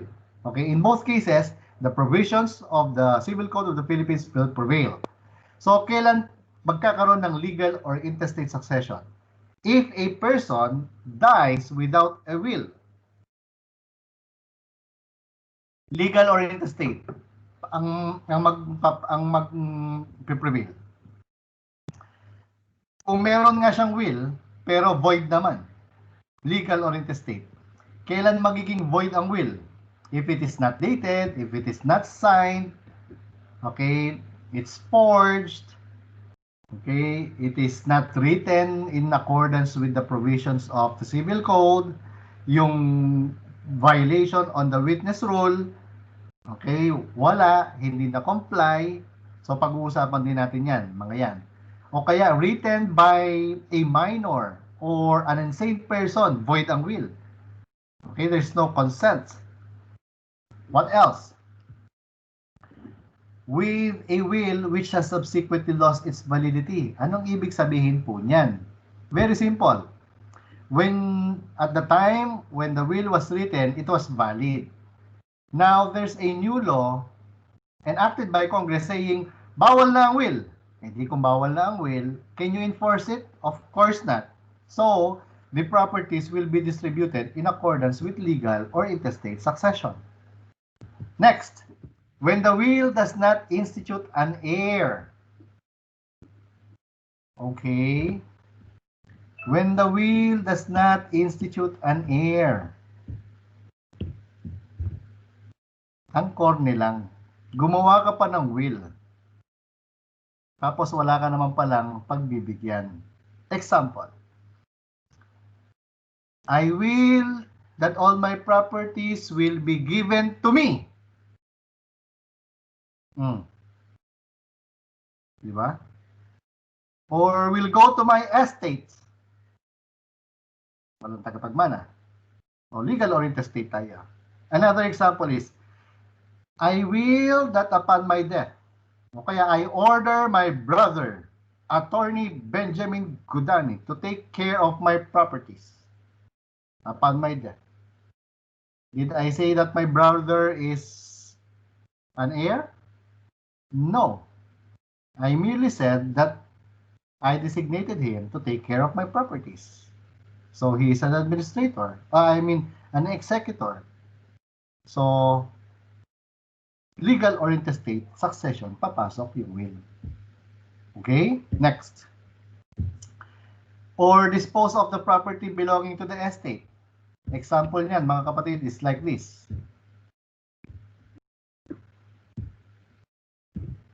I have two properties. Okay, I have 4 cars na lang. 2 were disposed accordance with my will and 2 others were not disposed. So yung dalawa kong car, testamentary. Yung dalawa na hindi nabanggit sa will ko, will fall under legal or intestate. Ito yung tinatawag nating mixed succession. Clear? 4 properties are supposed to be disposed, but 2 were under testamentary, nakalagay sa will. The 2 others were not mentioned, but I own them. So, the 2 will be distributed in accordance with intestate succession. So, in both cases, we have mixed succession. Okay? Next is number 5. Pakibasa. Ready? 1, 2, 3, go. Suspensive condition attached to the institution. If the suspensive condition attached to the institution does not happen or is not fulfilled. Explain.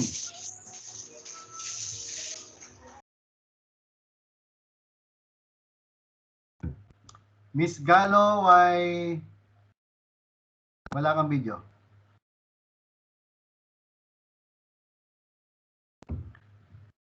Okay. Very simple lang yan if the suspensive condition attached to the institution of heir is not fulfilled. Mga kapatid, we're talking about a suspensive condition. Mag-type nga muna ako. Tignan natin yung inyong kaalaman.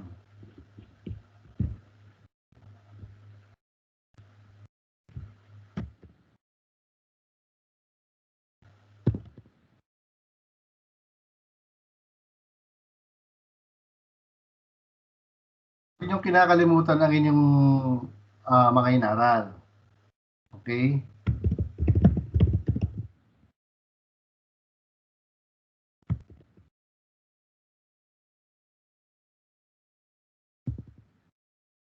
Extinguish.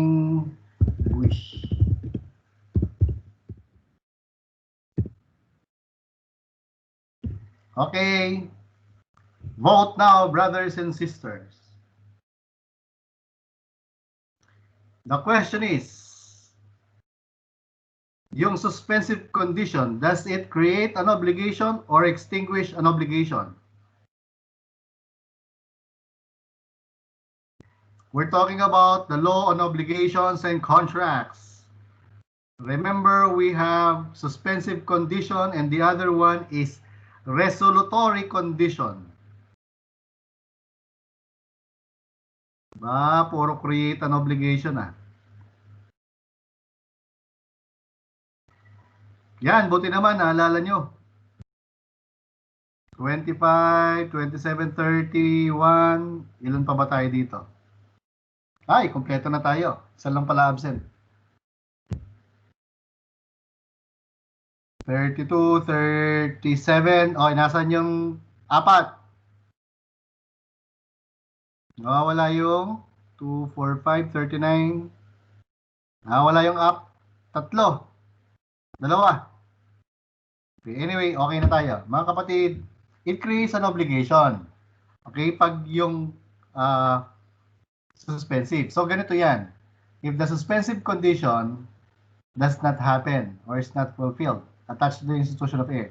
Halimbawa, lolo natin si Nicanor. Sabi ng lolo nyo si Nicanor, I will that upon my death, all my properties, assuming, okay, yung mga free portion, ang pinag-usapan natin dito, that, o kaya, I will that upon my death, the 1 million pesos will go to my favorite apo, that's you, provided that when he takes the CPA board examination in the year 20 blank blank, he will be the top notcher, number 1. Yun ang condition in the will. You will only get the 1 million if, number 1, you top the CPA board examination on that particular period. Pwedeng wala naman period. Basta mag-top number 1 ka. Ngayon, anong nangyari nung nag-board exam ka? Naging number 2 ka lang. Malas. Now, will you be able to get the 1 million? Yes or no? Of course not. The suspensive condition attached to the institution of air is not fulfilled. Therefore, you will not get the 1 million pesos. Therefore, the 1 million pesos will be distributed in accordance with the legal or intestate succession. Okay? Kaya pag halimbawa, nagganyan yung lolo nyo, okay, sasabihin mo sa kanya, wag ng top 1, pasado na lang. Diba? May top 1 pa. Paano kung nag-top 2 ka? Hindi, wala. Okay? Number 6. If the heir dies before the testator, grabe. Yan ang excited. Diba? Bibigyan ka sana niya, kaya lang naunahan mo pa siya. So, yan. So, magiging legal or intestate yung bibigay niya sa'yo. What else? If the heir repudiates the inheritance, there being no substitution and no right of accretion takes place. It's like this, when we say repudiate, you were given an inheritance, a portion, but hindi mo siya tinanggap. That's repudiation. Okay? So, if you will not accept the property that was given to you, then it has to be distributed in accordance with legal or intestate. Okay, ayaw mo yung property, yun, di-distribute siya. Number 8, when the heir instituted is incapable of succeeding. Mga kapatid, the person inherited is not capable of succeeding. There is incapacity. Okay? There are persons who cannot inherit. Who are these persons? Well, there are a lot of them. Number 1, ito yung mga enemies of the state. They cannot inherit. Halimbawa, you have properties, and you wrote a will, sabi mo, I will that all my properties be given to the Apo Sayyaf group or the Maute group. You cannot do that. Okay, if you did that, then your properties will still be distributed in accordance with the legal or intestate succession. because the one that you have instituted in your will is not capable of succeeding. Hindi pwedeng magmana. Okay, bukod sa mga enemies of the state, sino ang hindi pwedeng magmana? Natural, di yung mga patay na. Can you give your properties? I want my property to be given to Jose Rizal. How can Jose Rizal get the property? Right?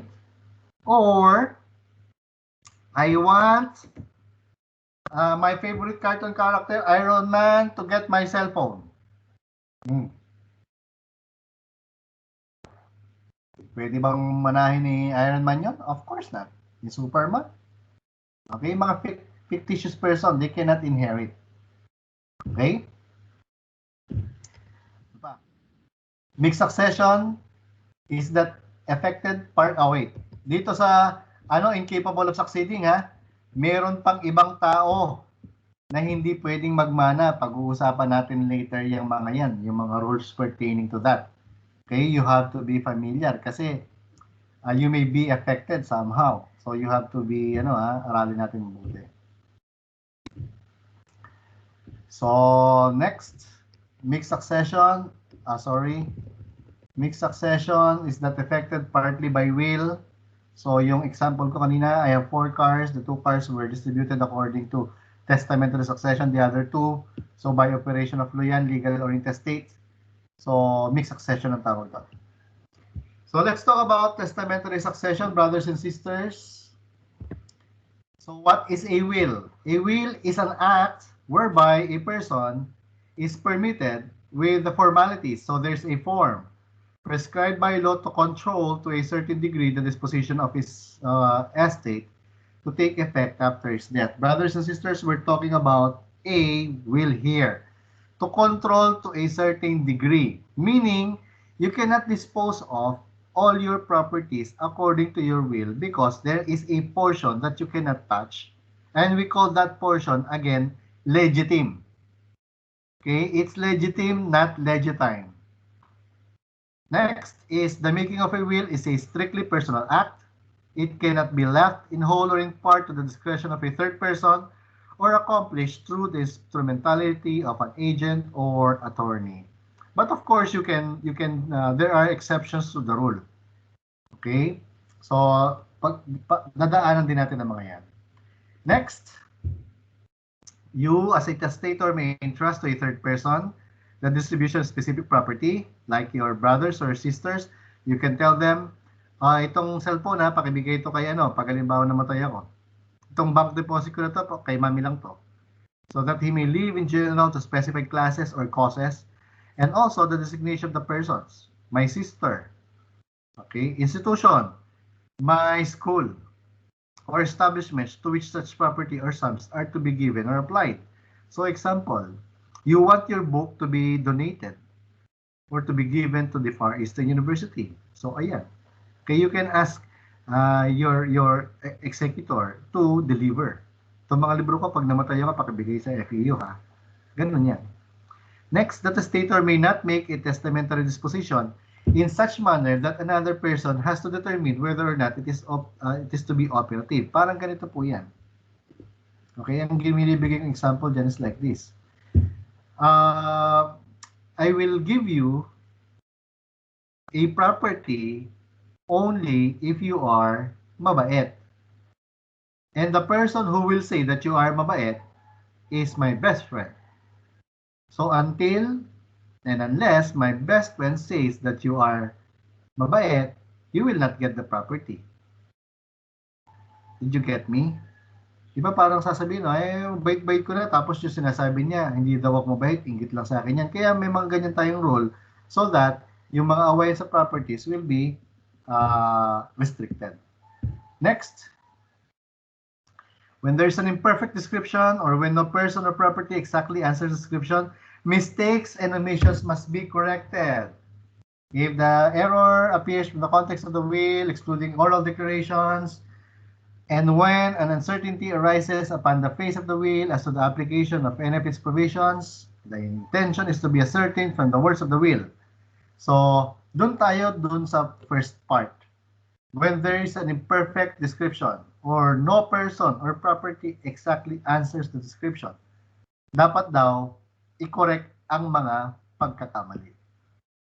Example of an imperfect description. Halimbawa, Miss Forte, ilan kayong magkakapatid? Yung mga video nyo nga ng iba, pakilagay nga kasi hindi ko nakikita. Dalawa lang po. Dalawa. Lalaki, babae, kapatid mo? Babae po. Babae. Sinong mas mataba?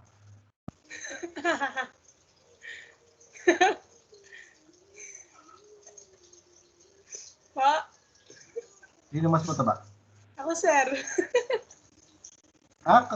Kambal kayo. Kambal daw kayo? Ha? Opo. Opo. Slim yung kapatid mo. Mas payat lang. Ha? Medyo mas payat lang. Kasi parang ganito yan eh. Imperfect description. Sabi nung halimbawa lang. Sino panganay? Ikaw o siya? Ako po. Okay, sabi ng halimbawa, sabi ni Nicanor, lolo nyo. I will that all my property, that half of my properties will go to sa pinaka-sexy kong apo.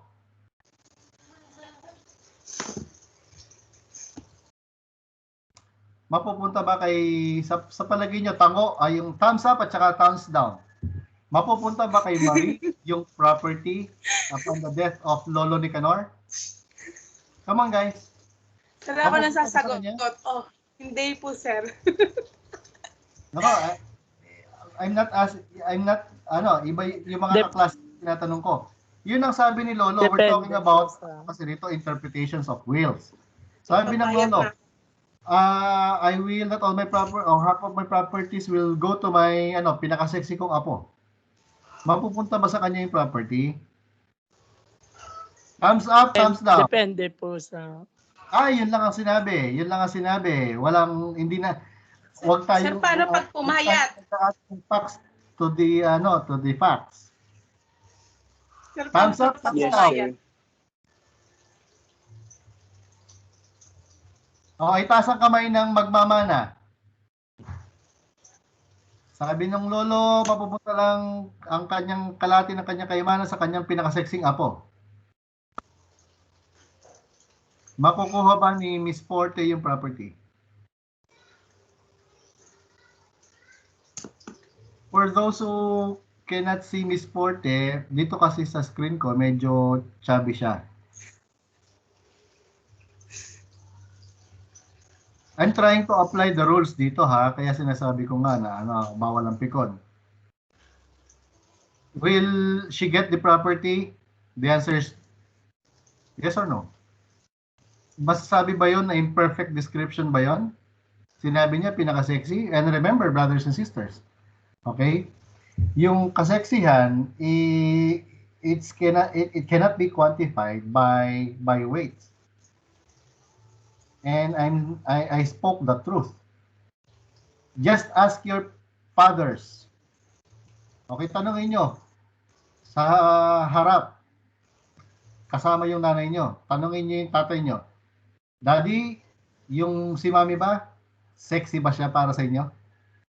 Ano sa palagay nyo sasabihin ng daddy nyo? Oo o hindi? Oo, mababanatan. Natural, oo. Di ba? Pero can you say that your mother is sexy? Of course not, right? Kasi nga, alam nyo na mataba na yung nanay nyo. No offense meant, okay? I'm trying to, explain to you yung interpretation. Kasi baka mamaya, yung lolo nyo gagawa ng will, imperfect description, hindi mo makukuha yung property. That's the object of our discussion here. Right? Sinabi niya lolo naman, lalagay mo dyan pinaka-sexy. Paano ko makukuha yan? Kasi dalawa kaming apo mo. Ako pa yung mas healthy sa kanya. How can I get the property? Kahit na nasa-sexyan siya sa'yo. Di ba? Because there's an imperfect description. Now, question. How do we correct the mistakes? Come on. How do you Specific. Ha? Ano yan? Maging specific po yung will. Exactly. Example, Miss Kunanan. Kapag po siguro sinabi niya yung specific weight ng apo niya. Ay, kaya lang baka mamaya pagdating ng pagkamatay niya, Pumayat po or dumagdag. Ano? Come on. Ano yung ibig mo sabihin ng specific? Name. Yan. Sasabihin po sa Asan? Sino nagsabi? Si Guzman. Of course, it's name. No, wag mo lang ilagay sexy. Pwede bang ilagay mo na dyan Maris? Ilalagay mo lang naman eh. Isusulat mo na dyan Maris. Right? That's how you correct. Halimbawa, another example. Okay.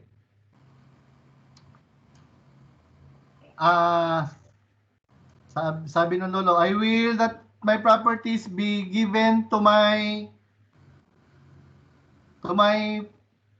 ang nag-iisa kong apo, ang pinakagwapo na si Mark. Sabi niya.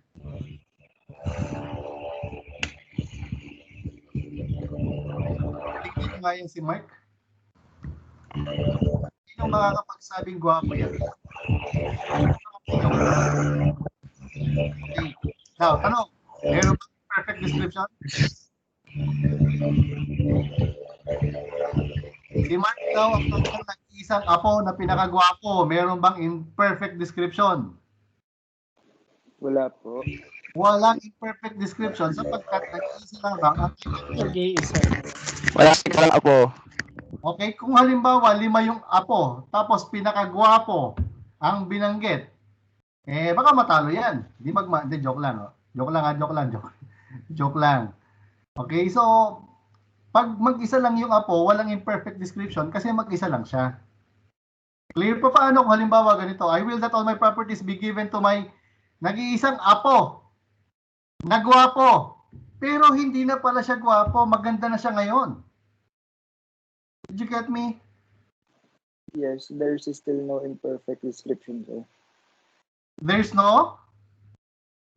Is there an imperfect description or there's none? Ano na siya eh? There's Dati none, gay sir. siya, tapos naging gay na pala. Still there is none, sir. There's no imperfect description because nag-iisa lang kasi siya. Clear? So that's how the provisions of on wheels are to be interpreted. Okay? Dito naman, or property exactly answers the descriptions. Sabi ng lolo mo, I will that my property in Makati, okay, the whole SM building, the SM North building is yours. Pagkatapos, hindi naman pala sa kanya yung property na yan. Hindi pala yung SM North ang kanyang pag-aari, yung Trinoma pala. Paano natin i-correct yan? Sabihin mo, lolo, hindi naman SM yung pag-aari mo. Ang pag-aari mo yung Trinoma, yun ang bigay mo sa akin. That's how we correct. Kasi you will not be able to get the property. Binigay niya sa iyo SM property, hindi naman pala yung SM North. Nakakuha niyo po ba ako? Okay, lalong-lalo na mga kapatid, kung halimbawa, the property is located in a boundary. Kasi baka mamaya, let's say, a boundary of Caloocan and Quezon City. I don't know where the boundary is, but if we're looking at EDSA, it can be yung, let's say, Balintawak. Yung Balintawak. Okay?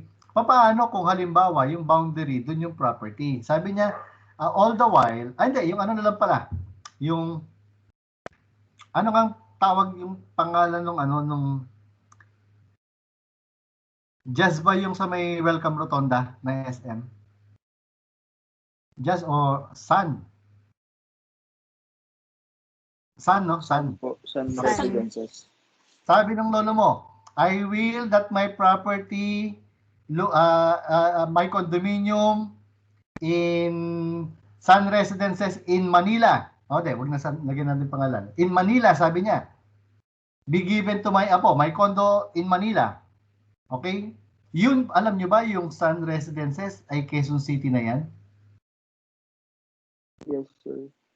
Parang Quezon City yata yan, di ba? Or it's one or the other. But anyway, the point is, let's say the condo is under the jurisdiction of Quezon City, but the testator thinks that it is under the jurisdiction of Manila.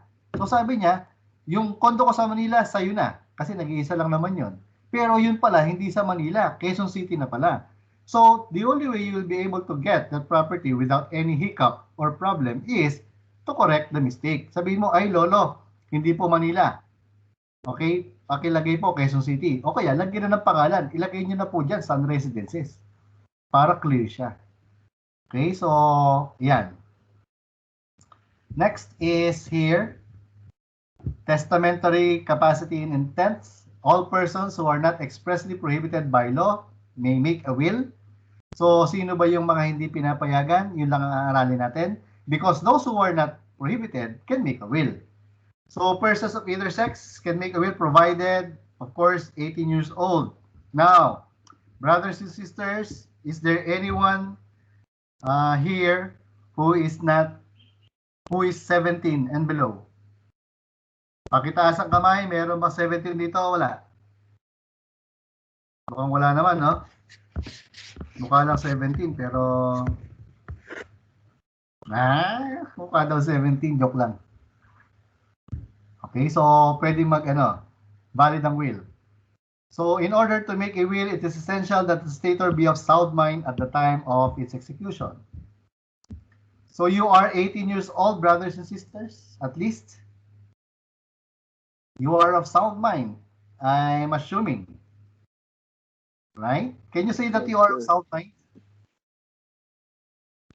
Can you say that you are of sound mind? You should. Okay, okay lang yan. Pero how can you say that you are of sound mind? Sabi ng, halimbawa, ng nanay mo, ng ate mo, ng kapatid mo, ng kaklase mo, baliw ka. Baliw nito. Oh. Di ba sabi niya, baliw ka? Can you say that you are of sound mind if somebody says you are baliw? Right?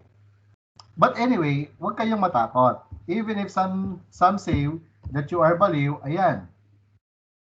This is the requirement under our law.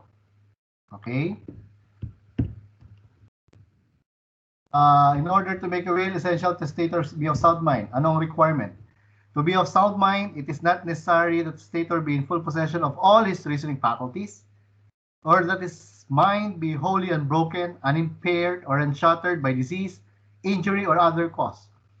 It shall be sufficient if the testator was able to, at the time of making the will, to know the nature of the estate to be disposed of, the proper objects of his bounty, and the character of his testamentary act. Mga kapatid, ay ito yung Article 800, presumption. It is presumed that you are of sound mind in the absence of proof to the contrary. Okay, but this kind of presumption is what we call disputable presumption, because that presumption can be overcome by evidence. Even if you look fine, it seems that you are of sound mind, but you're not. If there's a proof that you're not, then you are not of sound mind. The burden of proof that the testator was not of sound mind at the time of making his dispositions is on the person who opposes the probate of the will. Okay, halimbawa may kumukontra, yung probate of the will, ito na yung determination by the court whether the will is valid or not. Nasa korte. Sabi nung isa, hindi valid ang will. Patunay, bakit? Kasi hindi siya sound mind. Kung hindi siya sound mind, the burden of proving that the testator is not of sound mind is with the accuser. Okay? But if the testator 1 month or less before making his will was publicly known, importante, publicly known, To be insane, the person who maintains the validity of the will must prove that the stator made it during lucid interval. Kaya yan ang mga requirements dyan. Balikan natin yung eto. Mga kapatid.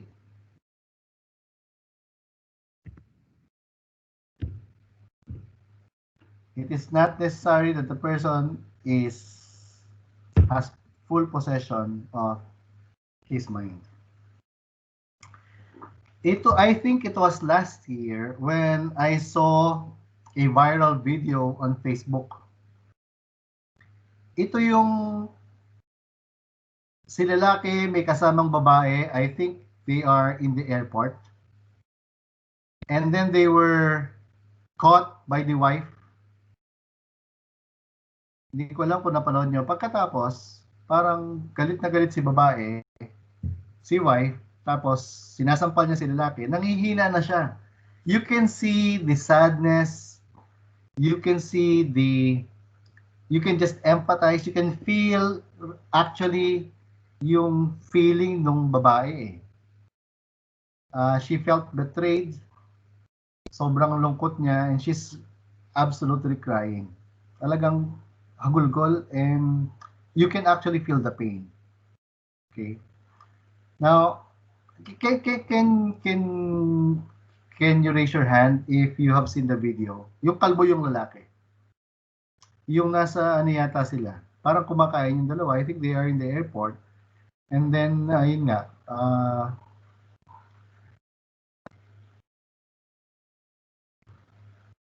Okay, anyway. Let's say ganito po. Right? Yeah, let's say the guy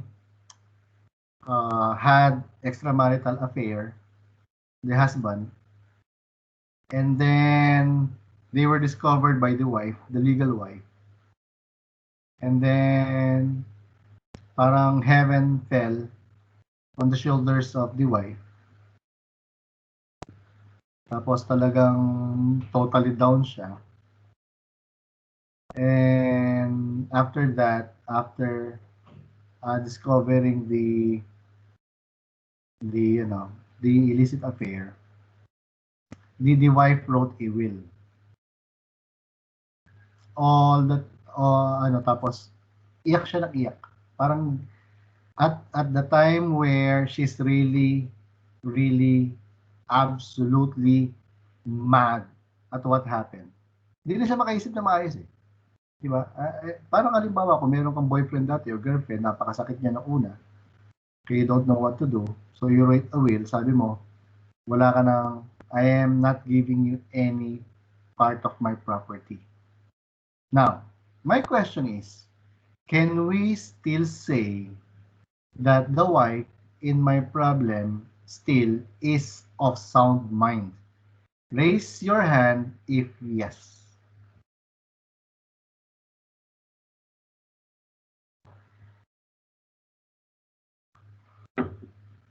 Ay? Sa tingin nyo ba, sound mind pa rin si wife when she wrote a will after discovering yung betrayal of the husband at saka yung kabit niya. Pagka-uwi niya, na-discover niya, pala, mga traidor. Gumawa siya ng will ngayon, tinanggal niya ngayon yung disinherit niya. So, sound mind or unsound mind? For the sound, raise your hand. So, unsound sa inyo, unsound. Okay. The answer, brothers and sisters, lie in the provision. Eto. Sabi dyan, to be of sound mind, it is not necessary that the stator be in full possession of all his reasoning faculties, or that his mind be wholly unbroken, unimpaired or unshattered by disease, injury, or other cause. Pwede maging other cause dyan yung paghihiwalay. So meaning, pwede pa rin nating sabihin na the wife is of sound mind. Okay? Do you get me? I hope I'm clear on that. Okay? Next. Supervening incapacity does not invalidate an effective will. So, halimbawa, of sound mind siya nung ginawa, tapos naging insane. So, valid pa rin yung will. Nor is the will of an incapable validated by the supervening of capacity. Nung ginawa niya yung will, baliw siya, tapos gumaling siya, so yung will niya is void. Article 802, there's no problem with that. Since 1950, the effectivity of our civil code, the law allowed married woman, the wife, to actually write a will without the consent of the husband. Article 803, the wife, married woman, may dispose by will of all the separate property as well as her share of the conjugal properties or absolute community. Okay, kasi meron na siyang ownership on the half. And of course, depending on the property relationship or agreement between the parties. Okay, the husband and the wife. Now, let's go to the forms of will. Okay, brothers and sisters. Article 804, we're talking about formality. Then I know you are very much familiar with the requirements of the law on obligations and contracts, di ba? Pag merong formality, dapat i-comply yung form. Kasi pag hindi na-comply yung form, the will may be void or unenforceable. Tama? Noy, mga unenforceable. Dapat alam natin yung mga yan. Okay? So, ano nakasulat dito? Every will, lahat ng will, must be in writing and executed in a language or dialect known to the testator. There's no problem as to the language, brothers and sisters, or dialect. The only requirement is that the testator knows the language. Okay? Yun na naman requirement. Very simple. Anyone here who is a Kapampangan?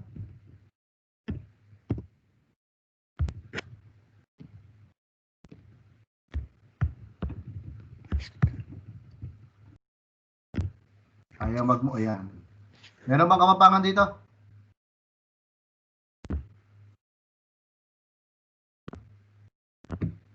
Kaya magtaas? Sir, ako po. Kunanan. Oo nga pala, apelyido, Kunanan. Where are you from, Miss Kunanan? Candaba po. Candaba. Okay. I'm supposed to deliver the content of my will in Kapampangan. It's like this. Yako Vicente Gudani, single, makatoknang king San Isidro, Makabebe, Pampanga. Susulat kining kanakong ining kasulatan nini, buri kong ipabalo, karenggang tao, na yako improperty ko, bibigay ko langan king kanakong paunakan. Isaac. Is that valid? The answer is yes, because so long as it's written, right, in a language known to me, I am a Kapampangan. Okay? Well, I know the dialect. There's no problem with that. Which means if you are, let's say, Guzman, where are you from? Cagayan Valley, sir. Cagayan Valley. Di ba Cagayan Valley, parang ano yan eh. Ilocano? Ilocano, sir. Yes, sir. Ilocano, Ibanag, sir. Napudot, tinapoy. Maysa, duwa, talo. Di ba yung mga yan? You can write your will in that language. So wala tayong problema dyan. But of course, remember, during the orientation, I asked you, okay, baka kasi merong ano rito, mangulokoy sa akin eh. I ask you if you can, di ba, there's an activity where you have to write your own will. Baka mamaya kasi ang isulat mong will doon, yung language nyo, wag na wag nyong gagawin yan. English yung sasabihin nyo sa akin. Okay? Even if the requirement is in your it can be written in your dialect, but don't write it in your dialect. Because I will be grading it. So you have to submit it, of course, in English. Okay? Sinasabi ko na mas maaga yan. Article 805, every will other than holographic will. Ito na po yung sa Article 805. This one refers to the notarial will. Okay? Pag notarial will, sabi dyan, it must be subscribed at the end thereof by the testator. Sa pinakahuli, pipirmahan. Nino, the testator himself, or by the testator's name written by some other person in his presence. Which means, the name of the testator, okay, can be written by some other person provided that person wrote his name under his express direction. Example, pag sinabi ko, Mr. Guzman, pakisulat ng pangalan ko dyan. Sinulat niya. That's under my direction. That's the meaning of that. Pero kung halimbawa, sinulat lang ni Guzman, yung pangalan ko without me saying that you write my name, hindi na valid yan. Clear? Very, kasi, pagdating sa probate, mahigpit. What else? And attested and subscribed, pipirmahan, nino, ng 3 or more credible witnesses in the presence of the testator. So, the minimum witness in notarial will ay 3. Okay? Plus me na testator, plus 1 notary, yung abogado. So all in all, there will be 5 who will sign the notarial will. Okay, the testator or the person requested by him to write his name and the instrumental witnesses, yung credible witnesses, shall also sign, pipirmahan lahat, each and every page thereof. Okay, except the last, hindi pipirmahan yung last page. Tapos pipirmahan yung mga preceding pages on the left margin. And all the pages shall be numbered. Anong klaseng number ang ilalagay mo dyan? Hindi number ang page. Yeah, all the pages shall be numbered correlatively in letters. Which means, kung halimbawa 5 pages yan, that the page should be page A, B, C, D, E. Okay? Tapos saan? Hindi siya sa baba. Placed on the upper part of each page. Grabe. These are what we call requirements under the notarial will. Okay, pag hindi mo na-comply yung lahat ng yan, well, meron tayong tinatawag na substantial compliance. Kung halimbawa, mali ka lang dun sa pag-page, let's say instead of letters, you wrote it in numbers, okay lang din yan. Ang tawag dyan, substantial compliance. Okay? So, what else? Grabe, first day pa lang natin, no? Parang pagod na kayo, no? Tuloy pa rin to.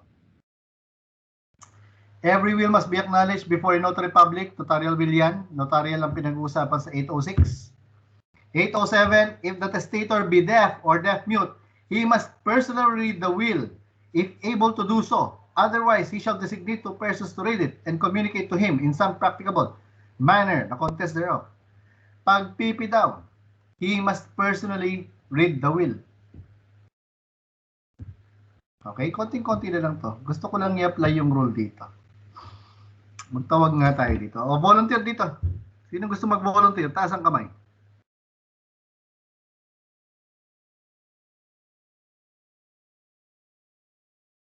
Ba't wala nagtataas ng kamay?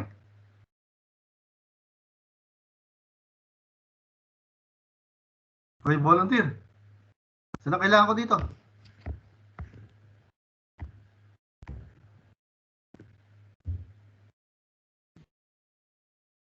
Sino malakas ang loob dito? Alam mo. Bigay ko kotse sa kanya. Isa kong bago kong kotse, titanium sa'yo na.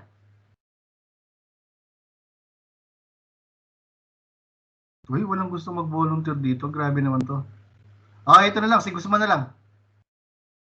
Tal, magkababayan naman tayo.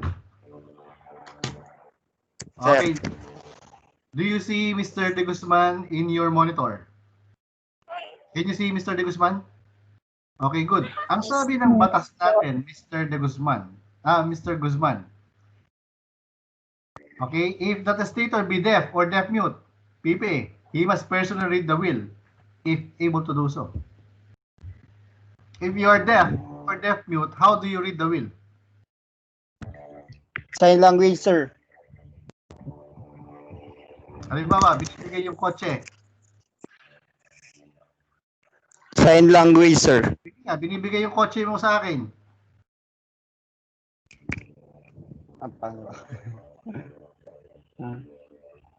Wait, sir.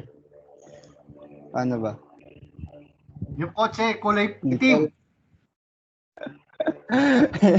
Hindi ko alam, sir. Sign language mo siyempre. Parang,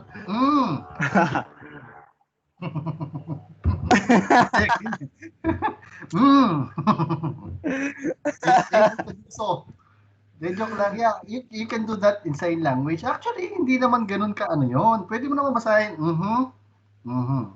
Diba? Kasi you can read naman if you are, right? If you're deaf mute, ano pa naman yan? You can read. It doesn't say that you have to say it. Right?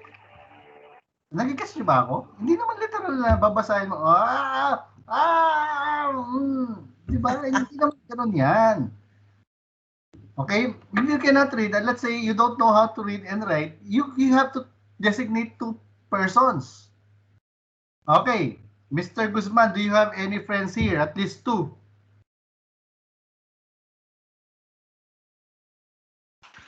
No, sir. Mau Camacho. Camacho.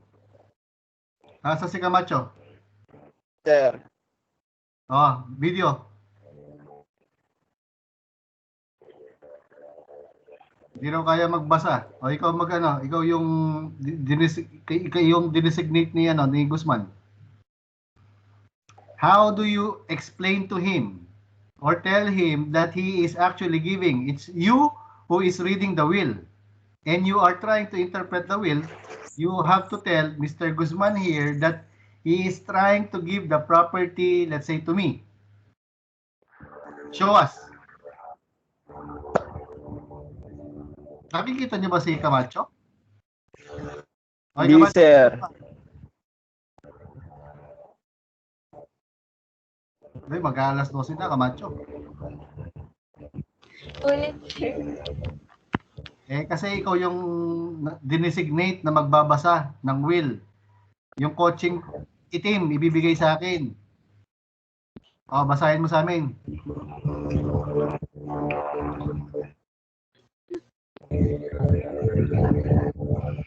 Nasa video mo?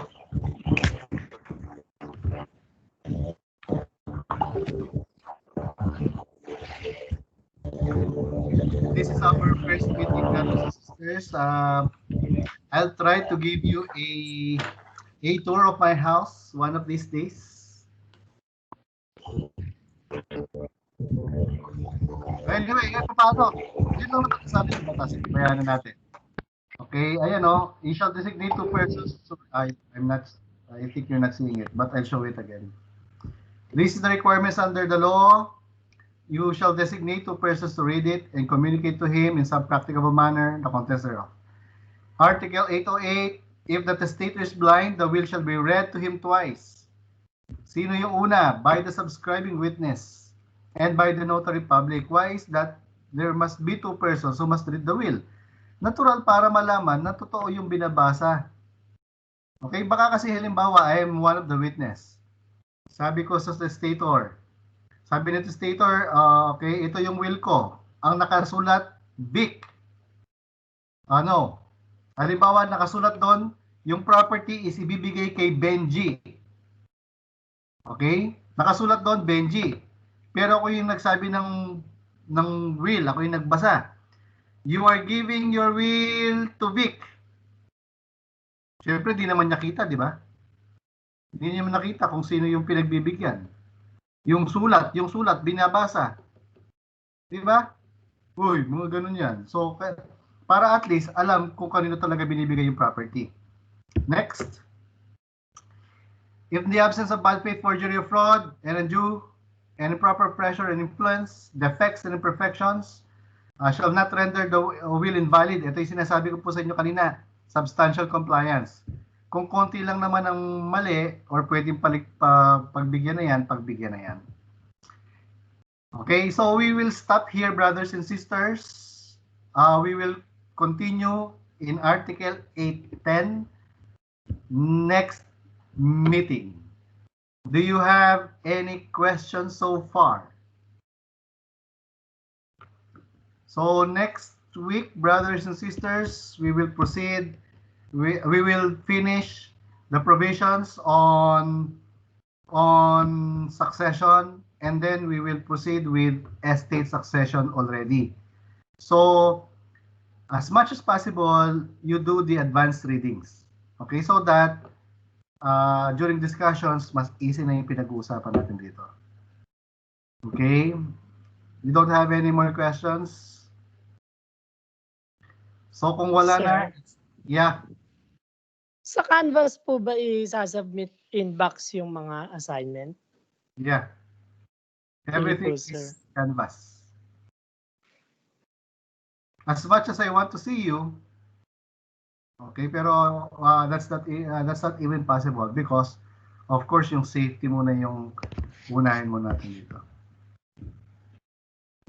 Okay? So if there's no more questions,